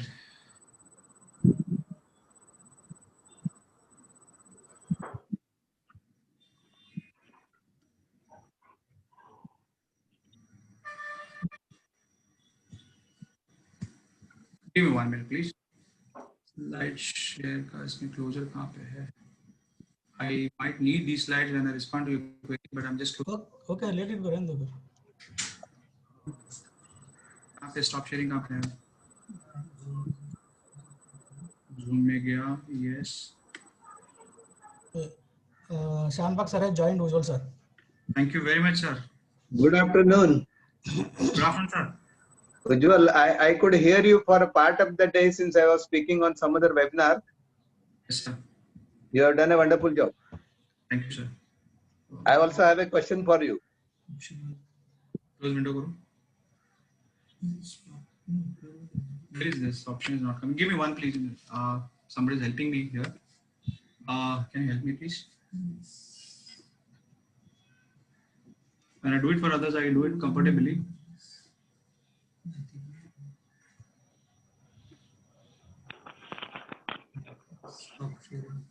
Stop video. Santosh Sharma ji, somebody can read the questions and he can answer. Yeah, Sanjay is. But actually he is busy in doing his. No problem. Ujwal sir, can I read the questions for you? Yeah, please. Sir, one question. In case of an inventory example, how can one come to know NAVI of the inventory? It becomes practically difficult to identify the same. Can you say it again? I didn't understand question. Can you say it again, please? In case of an inventory example, yeah, how can one come to know the NRV of the inventory? Very nice. Very good question. First of all, we know in past what value the product has been getting sold. We can very well use that as a basis. But there are certain disruptions now in COVID. We might not be able to say in past. You have to see events occurring after the balance sheet date. And in case if you're lucky, if you're doing audit in the month of October and if you're able to sell some material in the month of April, May, June, July, August, you can very well take those as a basis and then provide that. So that is a basis we have to take it into account and to provide it. And I just want to make it again, everyone aware. I have a raw material which I will be using it for manufacturing of an inventory of FG, which is going to bring me losses in future. And you also have to provide a raw material. So it is not just of FG, it also a raw material which takes into account. You have to be, it's much wider meaning when we say net realizable value. Yeah. Okay. There is one more query, sir. Duty drawback and other export incentives are part of the revenue for CARO limits? Sir, it says turnover as defined in Schedule 3. Now, when you say turnover, how do you define turnover in Schedule 3? You have income from operations and you have other income. In case if that balance sheet is showing income from others, other incomes, it will not be part of turnover. But if it is a service-related company and if it is showing it as a part of turnover, we're going to follow strictly a turnover definition which is disclosed in your Schedule 3. So, in case if your duty drawbacks are not shown as a part of the turnover, they will not be part of the turnover. Okay. One more question, sir. Yeah. As per RBI revised guidelines, credit limits to be taken from only one bank, is it? Or can have multiple credit facility for working capital versus holding of a current account? First of all, this question is a little outside my scope because I don't deal with lending. But what if you see institute guidelines, what they have said, if you have multiple limits, then you're expected to add together and determine, take that aggregate figure to see whether you fall into that category or not. So whether RBI prohibits, whether these lending norms are possible, I'm not aware about it. So I don't generally deal with lending portion of a company, so I have no idea. But if any company has any working capital limits, more than one entity, for example, you have NBFC, you also have a bank, you have a scheduled bank, yes, you are supposed to aggregate this as per the definition and take it into account. Okay. One more question. Unspent CSR provision is not yet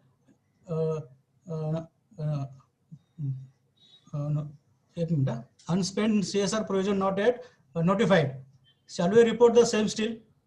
You see, if it is not notified, it's fine. But CARO is notified to me. What CARO says, the day on which you are reporting CARO, if it is applicable, we are supposed to write. Now, making provision of depositing money, if it is not still a condition, so that condition of CARO will not work. So if that I think is not activated, then I'll say that this is not applicable or this is still not been activated. So we are not commenting on it. Okay, sir. Now I think Shanbag sir has some questions, sir. Yeah. Can I ask? Yes, sir. Yes, sir, please. Yeah, Ujwal, my question is in clause 20 of this new CARO report, if I have quoted properly, there is a reporting requirement that in the course of income tax assessment, if any unaccounted asset is surfacing, then he is asking you two questions: whether it has been accounted for, whether it has been reported, and you need to report about it, as well as you are supposed to answer a question whether it has been brought into the books. Yes, sir. Can you elaborate on this? How you will bring it into the books and where will you credit that? First of all, I want to thank you for raising this question because I had a very short time. I was not able to cover all the slides, so I missed this. I want to cover this in little detail. So just give me 1 minute. I'll just open my slides. Yeah. Please take your time. To expected realizable losses.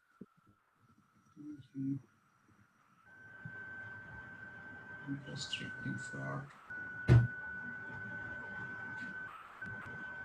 Yeah.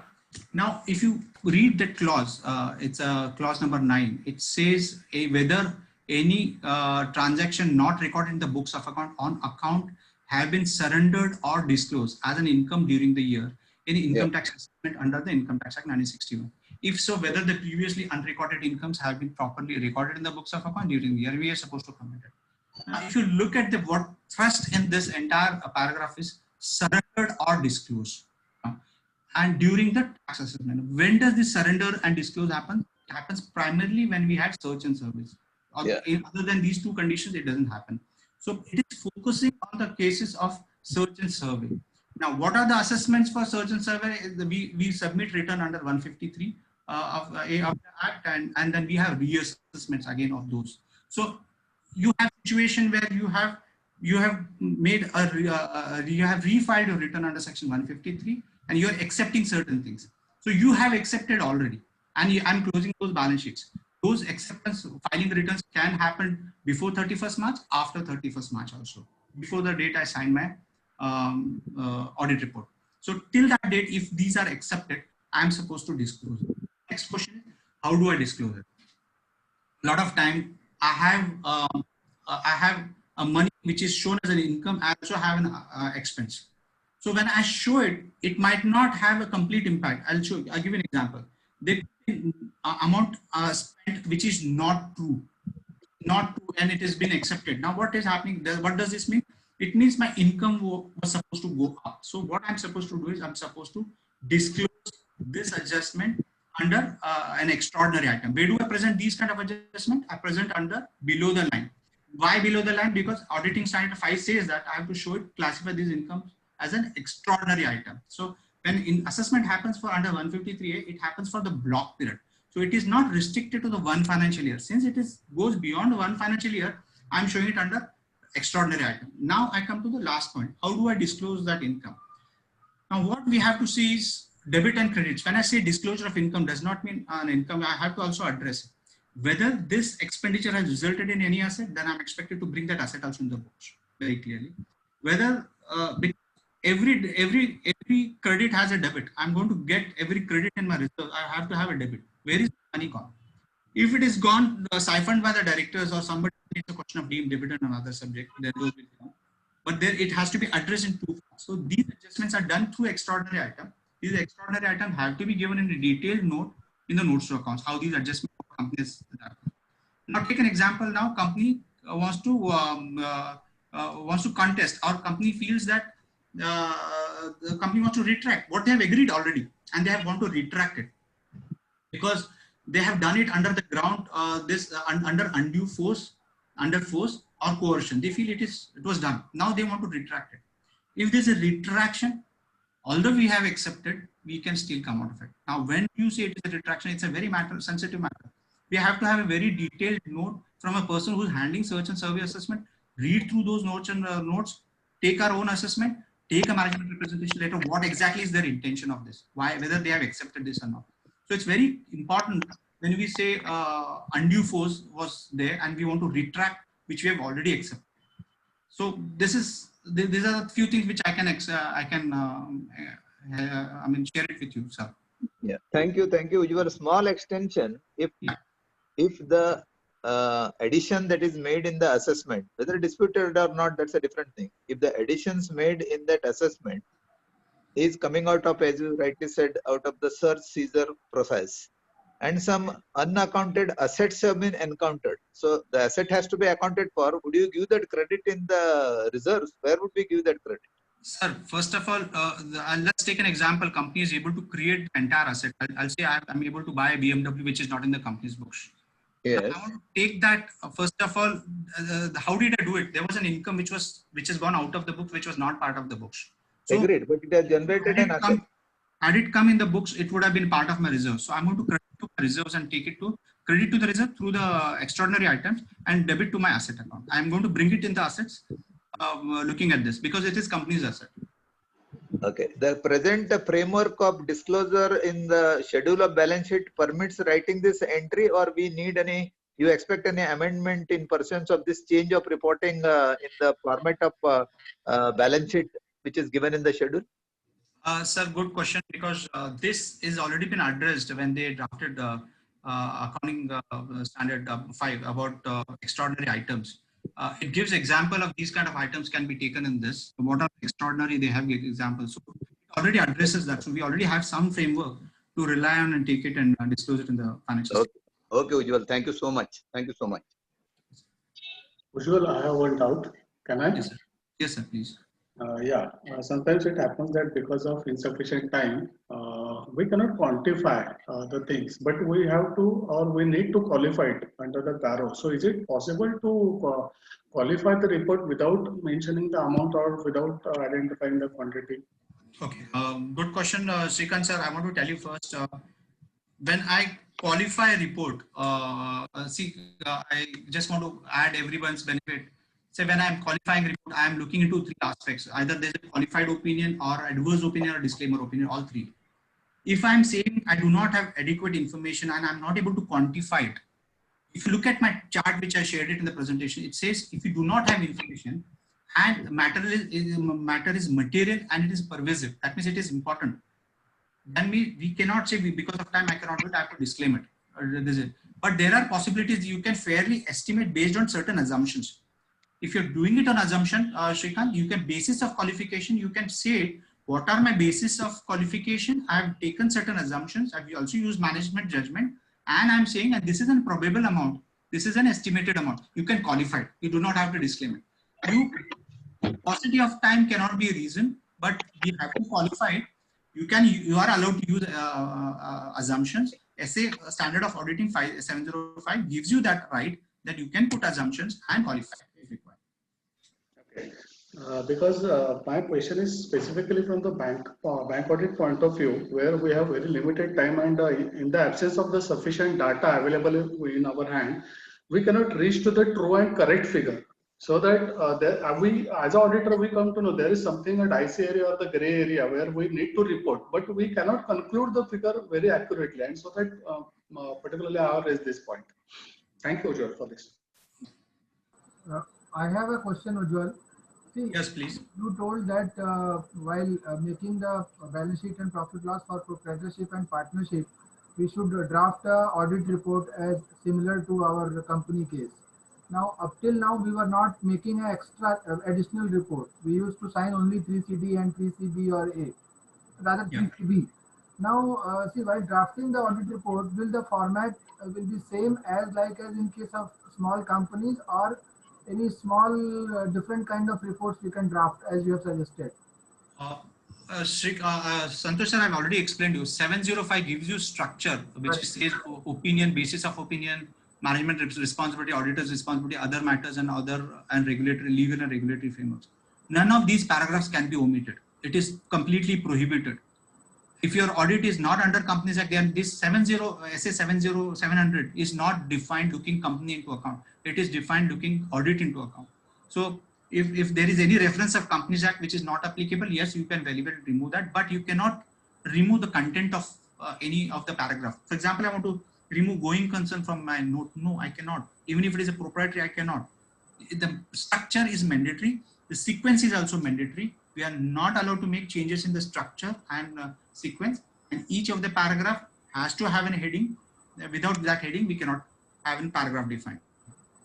You told that we need to give a separate UDIN for this particular report as well, other than our 3CB and 3CD, right? Correct, sir. Correct.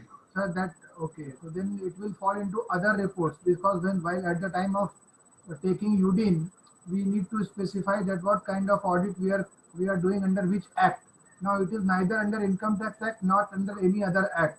So, yes. So what kind of audit we will say? Because we are just following the SA 700, which is prescribed by the institute. Yeah. Sir, SA 700, if you look at the heading itself, it's a general purpose audit. So you can very well use clauses from there, wordings from there. It's a general purpose financial audit, and you can give that reference and you can put it. It gives you a heading for which the SA 700 is designed. So you can very well say that audit is under for the general purpose financial audit. Thank you. Yes, Sanjay, you have any other questions? Anybody is having any questions, please? Otherwise, I'll just start to conclude the session. I think you should conclude. This is 1:15, and okay. Okay. I suppose there is no question from any other participant. So let's conclude. Thank you very much. Before your formal conclusion, I must say that the way Ujwal has presented this particular webinar is mind-blowing, and lots of new knowledge we have today gained, which is very, very important for our audit purpose. I think we must acknowledge and we must give a big clap, because physically we cannot do anything. At least virtually we should appreciate his efforts towards this particular work. Thank you, sir. Thank you very much. Thank you. Yes, Sanjay, please. Actually, you have concluded now. It's again. I should say thank you, Ujwal sir. It was out of my feeling only I shared. Yeah, that's what I just kept you only for the formal. I just kept quiet while you were speaking. Thank you, Ujwal, very much, Ujwal sir, and chairman of the branch and all the past chairmen, all the participants and attendees. Thank you, Ujwal sir, for taking such an interesting topic of drafting an audit report of a small and medium-sized entities and challenges of revised CARO 2020. Ujwal sir has very well explained about what are the care to be taken while preparing and drafting the audit reports of small and medium-sized enterprises. Somebody is speaking, Ben. Please mute yourself. Also, Ujwal sir has explained the revised CARO report and what are the changes to be taken place in that and the real challenges in it. It was a quite a live and interactive session. Ujwal sir, thank you very much. On behalf of the MUMBAI branch of WIRC ICAI, I propose a very hearty vote of thanks.